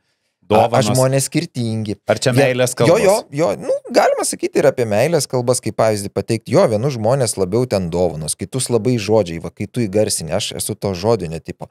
Jeigu man ten žmona ar kažkas įgarsinama, kad tu fainas, tu gražiai, tu gerai, tu ten šaunuolis, mane tai stipriai veža, ar ne? Ir aš tada jaučiuosi tikrai mylimas, svarbus ir panašiai. Turiu klientų ir draugų, kuriems, jeigu tu taip nuolat kalbi, įgarsini, koks tu fainas, koks tu geras, jiems jiem patinka, bet jiems žymiai didesnį orgazmą duoda, kai kažką paima ir už juos padaro. Arba kai nuperka dovanį, arba kai padaro siurprizą be progos. Jie tada jaučiasi, mylimi tokie. Man kai padaro siurprizą be progos, man faina, man aš užskaitau. Bet jeigu man sako, palaikymo ir meilės žodžius, man žymiai labiau. Todėl, yra labai svarbu suprasti, kas tavo partnerio top prioritetai. Labai svarbu. Paskaitykit visi knygą, pabandykit išanalizuoti. 5 meilės kalbos, Gary Chapman. Tai nėra tobula knyga, bet tai yra klasika, kurioje yra gerų idėjų. Bazinė idėja yra tokia, kad mes skirtingai galim mylėti, skirtingai galim suprasti jausmus, emocijas, skirtingi dalykai gali būti mūsų prioritete, dėl to tu turi pažinti partnerį ir šiek tiek į tai atsižvelgdamas naudoti jo kalbą, jo prioritetus, tada jūs iš tikrųjų pradėsit daugiau susikalbėti. Kalbant apie prioritetus. Darbų laikas. Čia turime omenyje apie tai, kad įsivaizduokime. Pora nuvažiavo į parduotuvę, ten kelias parduotuvės, buities nusipirko kažką tai, šaldytų produktų, ten taip toliau. Jie eina į namus, su to krūva maišų, vyras atitempia tuos visus maišus, 6 rankose, žinai, padeda ant žemės. Ir tada jisai jau pradeda kažką krapštytis, nu, o moteris atsigulė ant sofos ir įsijungia teleką. Ir jisai sako, tai gal išsikraunam? Aš noriu pailsėti pirmą grįžus, po to aš išsikrausiu, bet tai čia yra produktai, visa kita, tai susitvarkom, po to čilinsim. Žiūrėk. Skirtingi greičiai. Tau netinka, tu tvarkykis. Aš turiu pirmą pailsėti, tada aš susitvarkysiu. Kaip tokioj vietoje elgtis? Ar tas, kuris, tai išeina taip, kad tam, kuriam erzina ir nori pirmą susitvarkyti, tai jisai bus visą laiką tas, kuris tvarkysis. Jo. O tas, kuris vėliau norės tvarkytis, tai jisai bus tas, kuris niekada nesitvarkys, nes žinos, kad tas visą laiką pirmas susitvarkys, nes jį erzina. Ar tai nebus naudojimasis padėtim, ar netgi nebus tai, kad gal naudosis tą progą ir kaip manipuliacija, jog čia aš toksai esu ir man reikia laiko pailsėti. Kaip susiderint šitam greityje? Reikia bandyti būti abiem lankstiem ir vieną kartą pabandyti vienaip. Nu, iš karto grįžus susitvarkyti. Kitą kartą susitvarkyti pačilinus, ten tą filmą pažiūrėjus. Ar, nu, aišku, jeigu ledų neparsivežė ar kažkokas ten ištiš. Tuos gal geriau iš karto įsidėti. Jo, tuos geriau iš karto iš šaldiklį ar kažkur, o kitką vėliau susitvarkyti. Labai faina būtų, jeigu jie, pavyzdžiui, susitartų, kad žiūrėk, vieną kartą padarom taip, kitą kartą taip, nu, pasikaitaliojam, žinai, kitą kartą, kai grįšim, iškart susidam, dabar taip, žinai, čiuk. Jeigu abu yra lankstus ir linkę eksperimentuoti, ir linkę stebėti viens kitą, tai jiems tada pavyks. Jie su laiku taip padarys, su laiku taip, paskui pamatys, kad, aha, taip fainiau, arba taip fainiau, kažkuris pamatys, kad kitas po to labai laimingas, jeigu tai padarys ir galvos, tai laiguli tie maišai. Valandą ar 2, ką tai keičia, jeigu kitas žmogus po to geriau jaučia. Nu, čia kaip pavyzdys. Dažnai būna, kad, pavyzdžiui, vyras ten kažkokį sunkų darbą dirba, ilgai dirba, daug valandų, šeimai reikia pinigų, ten paskolos, visa kita, daug vaikų. Ir jisai grįžta labai pavargęs. Ir jam realiai reikia tik pusvalanduko tokios visiškos ramybės, kad ramiai pabūt kampe, ramiai pavalgyt, kad jiem nieko nesakytų, nieko nedarytų, neužmestų iškart ant jo darbų, pareigų ar kažko, leistų jam čiut pačilinti. Ne visą vakarą, bet, pusvalandį, valandą, ne? Ir po to jis jau gali gan kokybiškai ir bendrauti, ir ten viską daryti, ką tik reikia, ar ne? Nu, vat jo toks tipažas, ar ne? Bet jeigu, tarkim, mergina nesugeba to iškoduoti, ar ne, ir suprasti, kad, žiūrėk, jis grįžo persitempęs pavargęs, o jo tos tipažas, kuris vat biškį atsisies ant sofos, parsinešęs tos, kaip, sakykime, pirkinius. Nu, čia ne pirkiniais, kasdien sunkiai dirba, bet ir grįžta vat pavargęs, ar ne? Su krūva dar reikalų galvo. Ir jam reikia vat biškį atsijungti. Kad jis nusiramintų, grįžtų į šeimą, ramiai ten, tarkim, kaip pavyzdys, pavalgytų šilto maisto ir tada jau galima su juo kalbėti, ten spręsti reikalus, duoti jam užduotis ir ten bla bla bla. Tai dėl tokio vat mažmažio, kurio kartais nesupranta, neužfiksuoja aplinka, ir čia gali būti atvirkščiai, gali būti, kad moteris grįžta, vyras nesupranta. Mes galim labai puikiai pjautis ir net išsiskirti. O tai reiktų tik biškį ramybės, truputį jį palikti ramybėje, ar ne? Truputį duoti jam erdvės, laiko, jisai čiut atsičilina, nes aš tokių tipažų turėjęs keletą. Ir tada puikus adekvatus tėtis, puikus vyras, žinai, su kuriuo galima ir kalbėtis, ir susitarti, ir gauti pagalbos iš jo. Tai, bet Ražauskai, čia nesąmonė, čia kažkoks pataikavimas, kodėl jis iškart negali. Ar tu gali iškart nubėgęs maratoną vėl bėgti kitą maratoną? Greičiausiai ne, tau reikia pertraukėlės. Gerai, čia toks jau labai sutirštintas pavyzdys. Kiekvienas krūvį, kiekvieną stresą priima skirtingai. Taip, exactly. Vienam gali būti, žinai, išėjimas ant scenos tiesiog, žinai, nežinau, pas mus Giedrius Savickas buvo, atvažiavo į podcastą, pasifilmavo, sako, dabar važiuoju serialo filmuoti. Už 20 minučių jau seriją pradedu filmuoti. Ta prasme, jis gali taip persijungti. Aš negaliu po šito podcast'o kito nefilmuočiau. Aš įsikraunu taip, kad man pusę dienos kalbėti nesinori. Ta prasme, aš tiesiog esu tylus ir net draugė pastebėjo, sako, tu visą laiką po filmavimo toksai tylus, žinai, tu net nenori kažkaip labai daug šnekėtis, į vakarą atsigauni. Nes, tiesiog mano toks būdas, man reikia persikraut, man reikia su savim pabūt, man reikia atsigauti. Taip. Ir yra skirtingi žmonės, skirtingai priima situacijas. Ir turbūt va čia yra labai suprasti, kad mes esam skirtingi. Ir priimti tai, kad mes esam skirtingi, bet būti taip pat dėmesingi. Nes gali būti va tas vyras, kuris grįžta po sunkios ilgos darbo dienos, dirba daug viršvalandžių, ar ne, tikrai pavargęs, ar ne, nes kai kurie vyrai, tikrai daug dirba. Ir jis grįžta namo, o ten žmona su vaikais. Ir jeigu jis nėra pastabus ir nėra, aukšto sąmoningumo, jis nesupras, kad jinai dar labiau pavargus. Galbūt jinai dirba tik pusę dienos. Čia, kai galvoji tik apie save, žinai, kai galvoji, kad tu esi pasaulio bamba. Ir kad lengva tose namuose ir kad lengva su tais vaikais. Su jais dažniausiai sunkiau negu darbe. Žinai, apie santykius. Pakalbėkime apie jų pradžią. Ir čia daugiau turbūt bus orientuota į jaunimą, nors ir dabar turbūt jau ir vyresni žmonės naudojasi ir visokiais socialiniais tinklais ir taip toliau. Nes čia bus keli iš tų klausimų. Bet vienas iš jų tai yra pavydas ir manipuliacija. Tai tikėtina, čia buvo jaunas vyrukas, turbūt, kuris, nežinau, gal yra įskaudintas arba jam tai nelabai patinka. Kaip reaguoti į merginos elgesį, kai jis specialiai flirtuoja su kitais vaikinais? Specialiai? Bandydamas sukelti man pavydą. Jisai taip aš įsivaizduoju, žinai, kai būna ateina... Jam taip rodo jos smegenis. Taip, jam taip rodo jos smegenis, kai ateina į kokį turbūt plotą, o jinai vis su kitais bernais ten bendrauja, bet su juo mažai būna, žinai, nors atėjo kartu. Bet nebūtinai taip yra, iš tikro. Aš esu turėjęs klientų, kur žmonės mato tai, ką nori matyti. Tiksliau, tai, ką nori matyti jų traumos ir kaip taisyklė, jeigu pa žmogų labai stiprus pavydas, nes kartais būna nesveikas pavydas, kur, pavyzdžiui, turėjau klientų porą, ar ne, jie sėdi bet kur, turtingi žmonės daug keliaujantys, sėdi kaviniai kažkur arba viešbutį, bet kur eina pavalgyti, ar ne. Vyras bijo net 5 laipsniais galvą pasukti, nežino, kad gali būti konfliktas lygioj vietoj, nes jis toks kūrybiškas, laisvas, paprastas žmogus, ar ne, mėgsta žvalgytis, mėgsta būti atsipalaidavęs.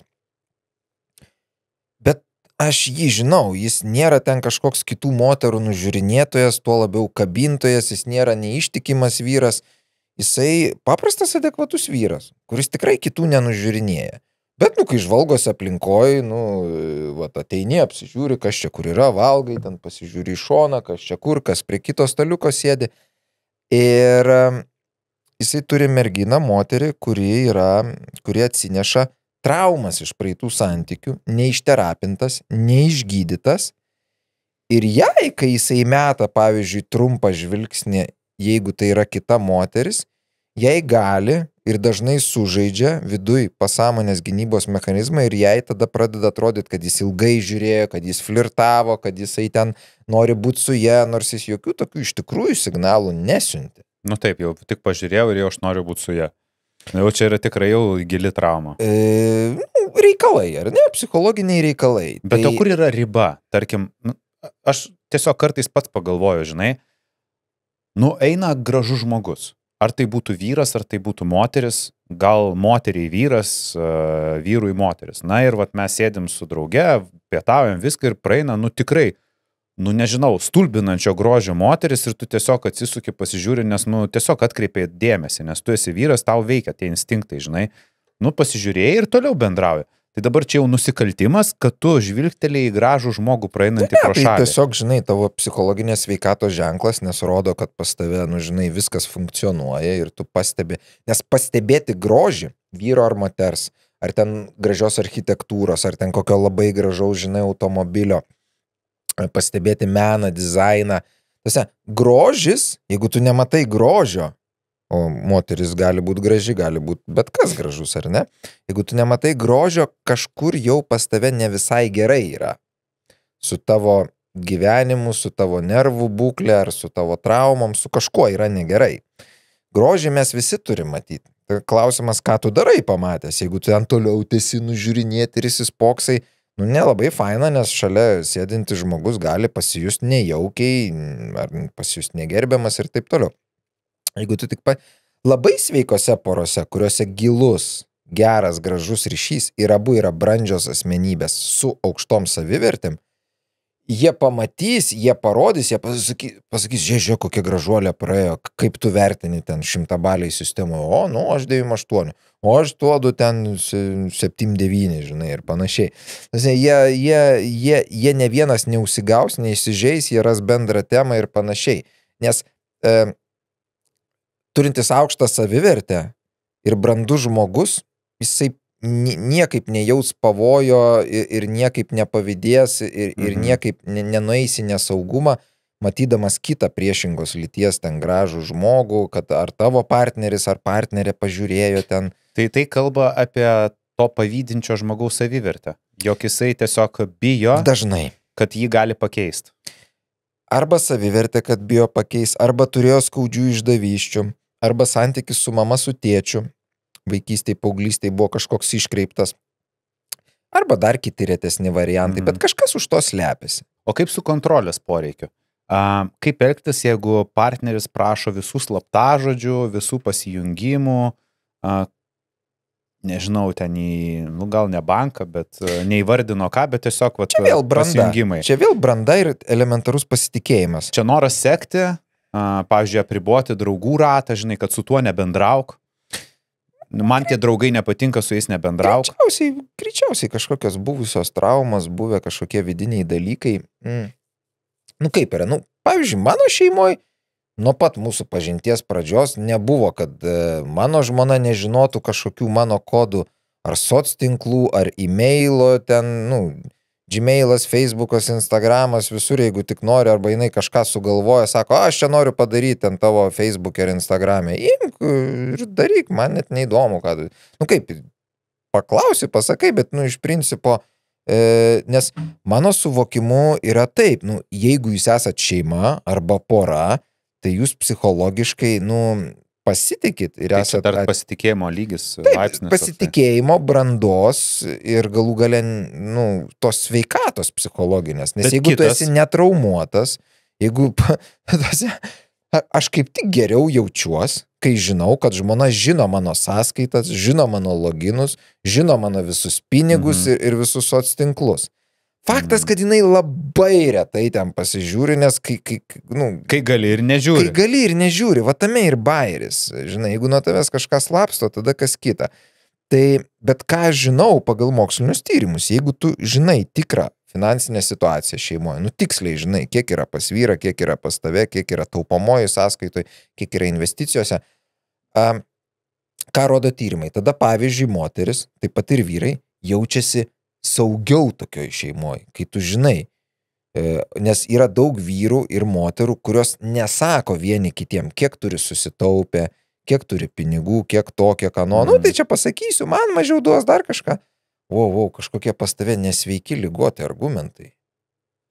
Labai nesveiki, nes tai ar pas jūs tikrai yra pora, šeima?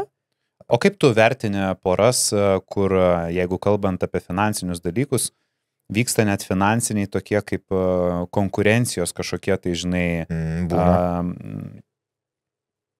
sakyčiau, uždarbio gal karai, žinai, bandymas įrodyti, kad aš galiu daugiau, aš šį mėnesį daugiau man pavyko padaryti. Ir jeigu mes tą pastebim, pavyzdžiui, santykių kažkokiam periode, ką tai mums sako? Tai sako, kad jau viskas, jau čia santykis buvo senai sugadintas ir ar tiesiog kažkaip tai galima tas spręsti, nes tikėtina, jeigu jau tas įvyko, gal jau to ir spręsti negalima, nes jau yra nepasitikėjimas ir noras tempti į save paklodę. Tas nepasitikėjimas ir noras tampyti dalykus į save, jis yra negerai, bet ar aš esu matęs porų šeimų, kurios iš pradžių nepasitikėjo, atėjo sužaloti iš praeitų santykių kaip taisyklė, ne? Išduoti, apgauti, palikti, išmesti į gatvę, ten, žinai, su, kaip tu sakai, užrašytų turtu ant giminių ar kažkur. Tai būna, aš irgi kartais susiduriu klientų tarpe. Tai toks žmogus, kuris buvo apgautas, išduotas ar ne, ir, sakykim, taip apiplėštas, tai faktas, kad kitam santykiai jis bus labiau įsitempęs, jis bus atsargesnis, gal pas jį bus... Jeigu dar tos traumas buvo kelios ir iš eilės, ir vienas, ir kitas, ir trečias partneris apgavo, nu tai gali išsiaukti iki didžiulės baimės, iki fobijos, iki visokiausių įtampų, kur žmogus norės nuolat tikrinti, viską žinot, bus tokioj įsitempime nuolatiniam. Taip gali būti, taip kartais būna. Dabar, ką čia su visu tuo daryti, ar ne, nu ar čia reikia žinot, nereikia, kais ir panašiai. Aš jokių būdų nesakau, kad kitose šeimose turi būti kaip pas mus, kad, nu, viens kito žino ten visus kodus, loginus, gali ten žinutės skaityti, atrašyti viens už kitą, ar viens kito ten sąskaitom pinigus siuntinėti.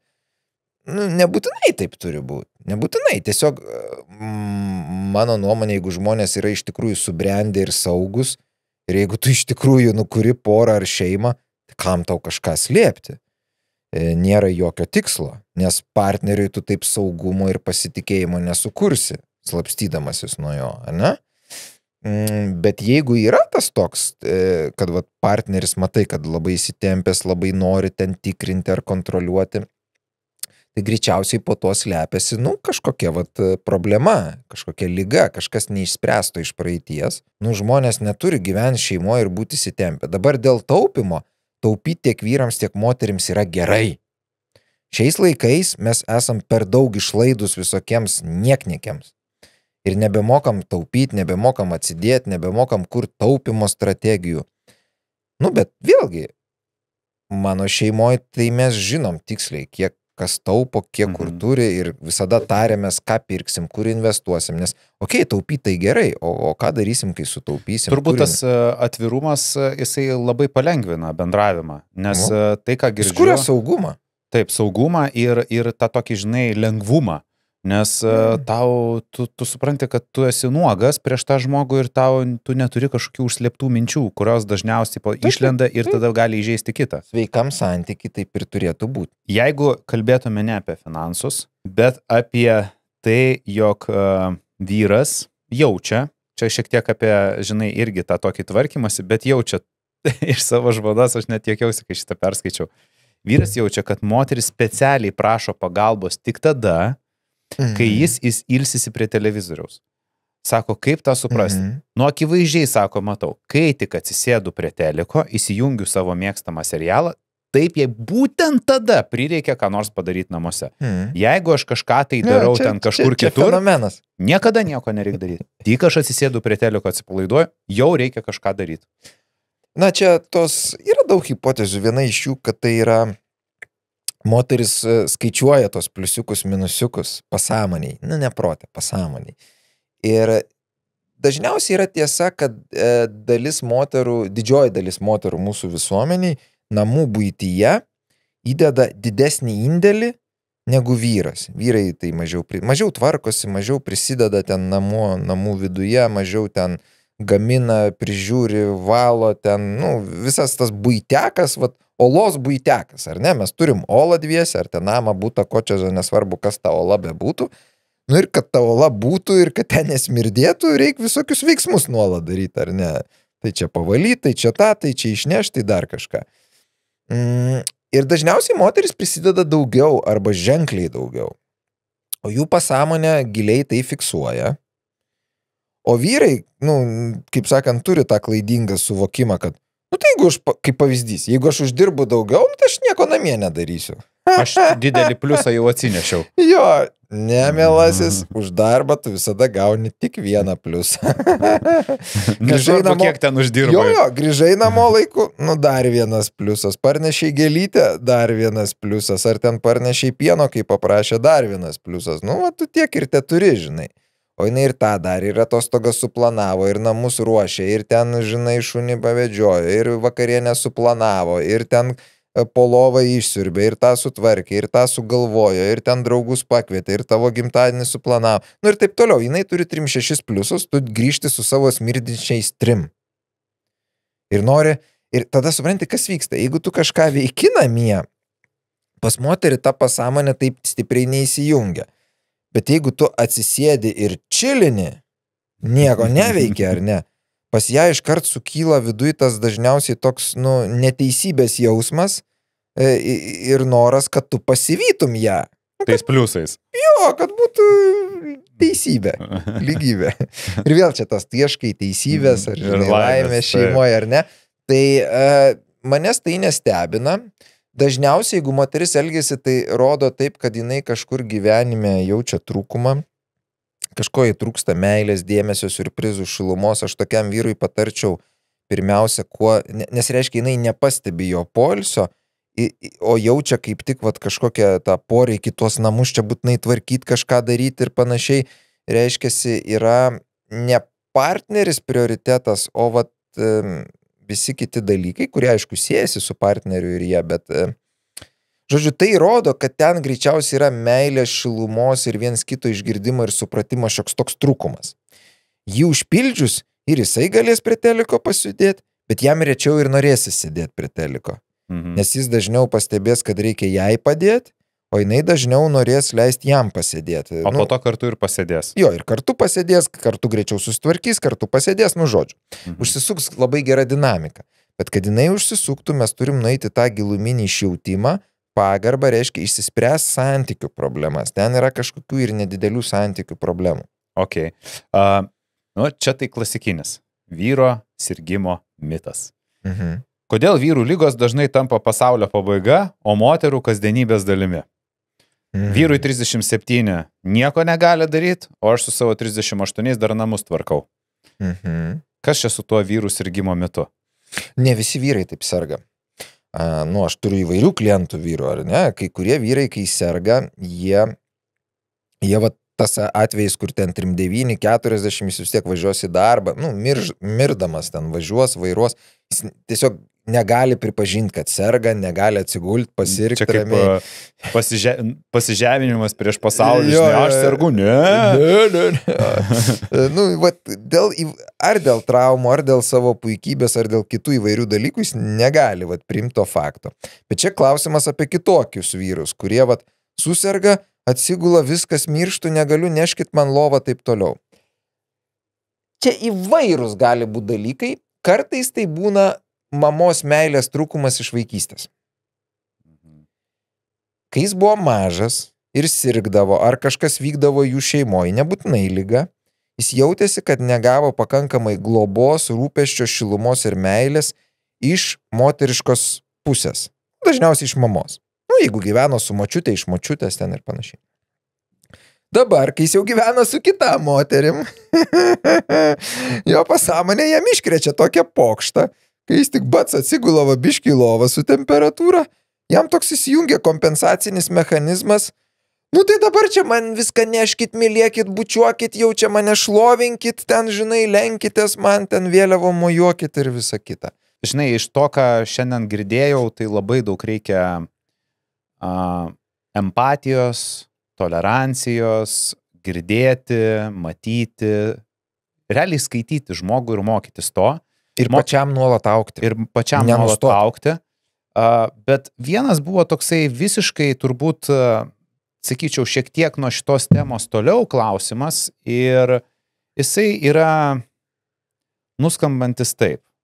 O kaip būti mėgstamu? Kaip tapti žmogum, su kuriuo... Kieno mėgstamu? Kaip tapti žmogumi, su kuriuo norėtų kiti bendrauti? Visuomeniai? Šeimoje, giminėjai? Susirasti, kaip būti mėgstamu tam, kad atsirastų draugų, žinai. Labai geras klausimas. Kad kompanijose mane pamėgtų, o nebūtų... Kad merginos, vaikinai atkreiptų dėmesį į mane. Kad ateičiau pas draugės ar draugų kompaniją ir mane jie pamėgtų. Žodžiu, kaip būti mėgstamu žmogumi? Vieno teisingo atsakymo nėra, bet tai yra ekspertų ir mokslininkų, tyrėjų šiek tiek tyrinėtas reikalas, nes, aktualus klausimas visuomeniai, versle aktualus klausimas, ypač pardavėjams aktualus klausimas, ne? Nes turi patikti žmogui, kad parduotų mane. Tai čia keletą dalykų, ką iš tikrųjų galim žinoti. Tai pirmas dalykas, su laiku, ne iš karto, ne pirmą dieną ir ne pirmą mėnesį, bet socialiai aktyvūs žmonės instinktyviai tampa patrauklus labiau kitiems. Ką aš tuoj paaiškinsiu, ką turiu omeny. Tie, kurie eina ir daug daro dėl kitų ir už tai negauna jokio atlyginimo. Tai vienas iš, ką tikrai pastebi kai kurie tyrėjai, jeigu tu reguliariai, nuolat ir ilgus laikotarpius esi socialiai aktyvus, galvoji, ką čia gero padaryti miestui, tautai, visuomeniai ar ne, Kaip čia prisidėti prie visų gerovės ar ne?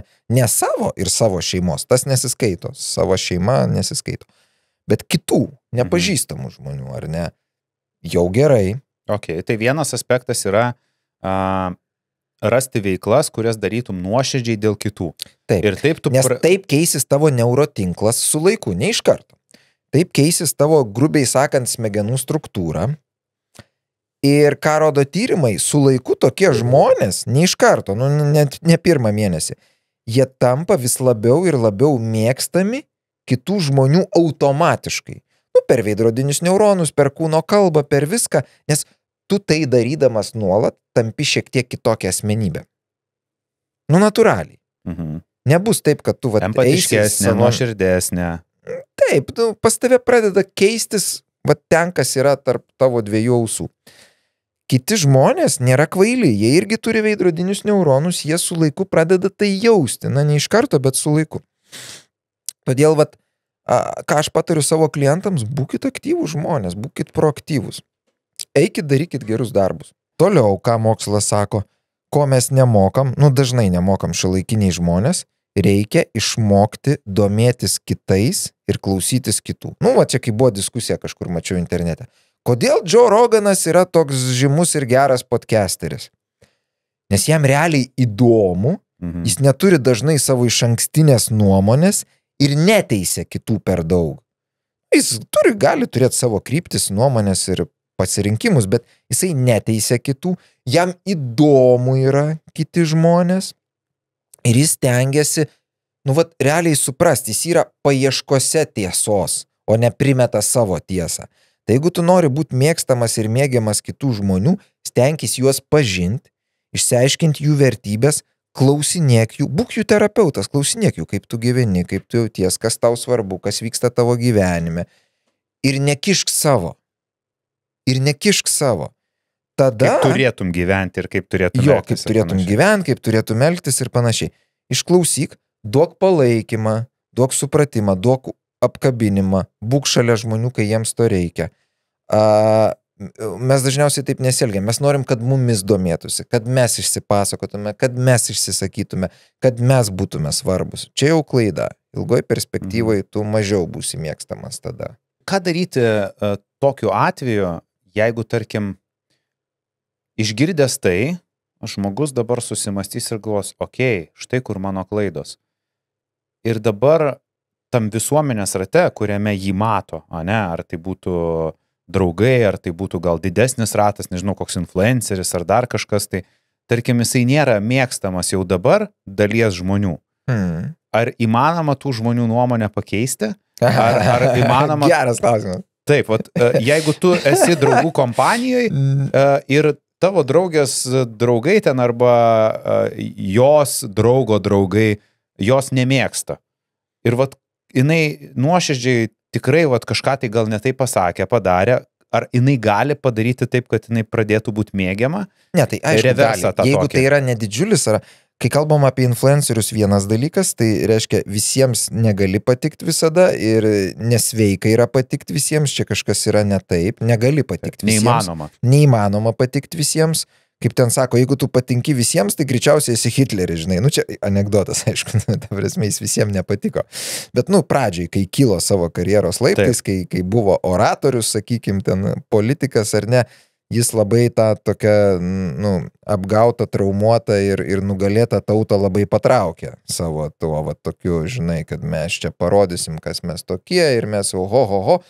Žodžiu, uždegė tą optimizmą, viltį ir panašiai. Tai jeigu tu patinki visiems, tai yra apgaulė, taip negali būti. Todėl, kai esi influenceris, turi būti savimi ir tik savimi, nes tik tavo vieta neužimta. Ir tai vienintelė sveika pozicija, būti normaliu, sveiku, atviru savimi.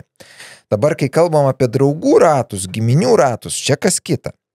Ten jeigu tau, nes ten jau tau daug svarbesni žmonės. Ir tu nori, kad tas santykis susidėliotų, kad patiktų taip toliau. Tada reikia žiūrėti, analizuoti, ar gal tikrai yra kažkur vietų, kur ne taip pasakė, ne taip pasielgė, kažkas ne taip įvyko, aš grybų pripjoviau. Tada reikia atsiprašyti, pripažinti kaltę, pasikalbėti su tai žmonėm. Kartais tai padeda, kartais ne, nes ne kiekvienas atsiprašymas yra priimamas ir ne kiekvieną atsiprašymą mums pavyksta nuoširdžiai padaryti, ar ne? Bet pastangas galima įdėti. Jeigu atsiprašymai ir gražus elgesys su tai žmonėm nepadeda, jie vis tiek atstuminėja, niekina tave, nemėgsta tave, šaiposi ir panašiai, darom atstumą. Tiesiog darom atstumą su jais, nelendam per daug į santykius ir priimam tą, kad net artimam rate tu ne visada visiems galėsi patikti ir tai yra normalu ir sveika. Bet žinai, jeigu viskas virsta tik tai vieno pusę ir tu vieną kartą pabandėjai, antrą kartą pabandėjai, jeigu kelis kartus pabandėjai ir matai, kad atsako jokio nėra ir tave atstumia ir iš tave šaiposi ir panašiai, tai tu kaip sveikas ir normalią savivertę turintis žmogus tiesiog darai atstumą, ten, kaip sakant, nelendi į kažkokią gerą vietą, o tiesiog, supratau, nebūsime artimi draugai su tai žmonėm, jie tiesiog nenori priimti į širdį, žinai. Gerai, būsim tokie pažįstami. Čia dažnai nutinka, žinai, kaip kai poros išsiskiria ir tada būna, kurie draugai, kurią pusę pasirinks. Nes atrodo, būtinai reikia kažkurį palaikyti, nes vienas geras, kitas blogas. Bet ir būna taip, kad ir po to su vienu visiškai nutraukia bendravimą ir visi lieka su viena pusė. Bet tai vėl rodo, kad tie draugai, vėlgi ne visiškai pilnavertės asmenybės. Dažniausiai. Nes jeigu buvo ilgas bendravimas ir su abiem, ir ypač jeigu tie draugai atėjo ir su jais susipažino, kai jie jau buvo abu, o nėra paveldėti draugai iš ankstesnio gyvenimo, ir jie paskui tik su vienu bendrauja, tai dažniausiai rodo vėl, kad tie draugai irgi turi kažkokių savo vidinių problemų, nes pilnavertė laiminga asmenybė, jinai sugebės su abiem pusėm normaliai bendrauti. Dar prisiminus tos klausimus, grįžo dabar vienas į atmintį, tai moteris sakė, kad vyras niekaip nesutinka, kad santykiai yra darbas, o turi viskas klostyti savaime, nes tikri santykiai, laimingi santykiai susiklosto savaime. Hollywoodas, iliuzija. Aš ir sakau, mes per daug esam filmų prisižiūrėję. Nes jeigu tu randi tą ir ten išžudai visus priešus, taip paskui ką parodo? Ilgai ir laimingai gyveno. Ten parodo tik trumpą epizodą, užrašo, kad jiems ten gerai sekėsi. Čia mums nuo vaikystės pasakos, legendos, padavimai, ten kai princas nugali drakoną, visą kitą. Paskui jisgi su princesė nesako, kad, važiuok, po 5 metų su princesė nėra antros pasakos. Kad po 10 metų jie su princesė vos neišsiskyrė, nes, žinai, jo drakonas ten visai jau, žinai, nukeipo, žinai. Dar po 5 metų atvarė kitas karalius, pusę karalystės užkariavo ir ten pradėjo jų karalystėje trūkti pinigų ir, žinai, to mes viso nežinom ir mūsų pasąmonėje tas toks yra, kad jeigu tu randi tą princą, tą princesę, viskas bus gerai. Mokslas labai aiškiai atsako į šitą klausimą. Neegzistuoja tas princas ar ta princesė. Realiam pasaulyje, su bet kuriuo žmogum, po kažkurio laiko, su vienais po metų, su kitais po 10 arba 20, reikės truputį, o kartais ir netruputį, padirbėti. Jeigu mes bijom darbo, tai nepradėkim jokių santykių, nes nėra santykių, kuriuos anksčiau ar vėliau nereikės dirbti. Rimto psichologinio darbo per pastangas, kartais per sukastas dantis. Nesenai vieno savo dėstytojo paskaitą klausiau, jam tokį pat klausimą uždavė, jis sako, eikit savo, ta prasme, jeigu jūs įsivaizduojat, kad galima, nes kiek vidutinė pora, kuri visą gyvenimą kartu gyvena, žinai, 40, 50, žiūrint kokio ilgamžiškumo žmonės, 60 metų kartu, ne? Sako, jeigu tu įsivaizduoji, kad tu paimsi ir ten, žinai, 40 metų dabar paimsi, gyvensi su kažkokiu žmogum, kuris labai fainas, labai tau tinka.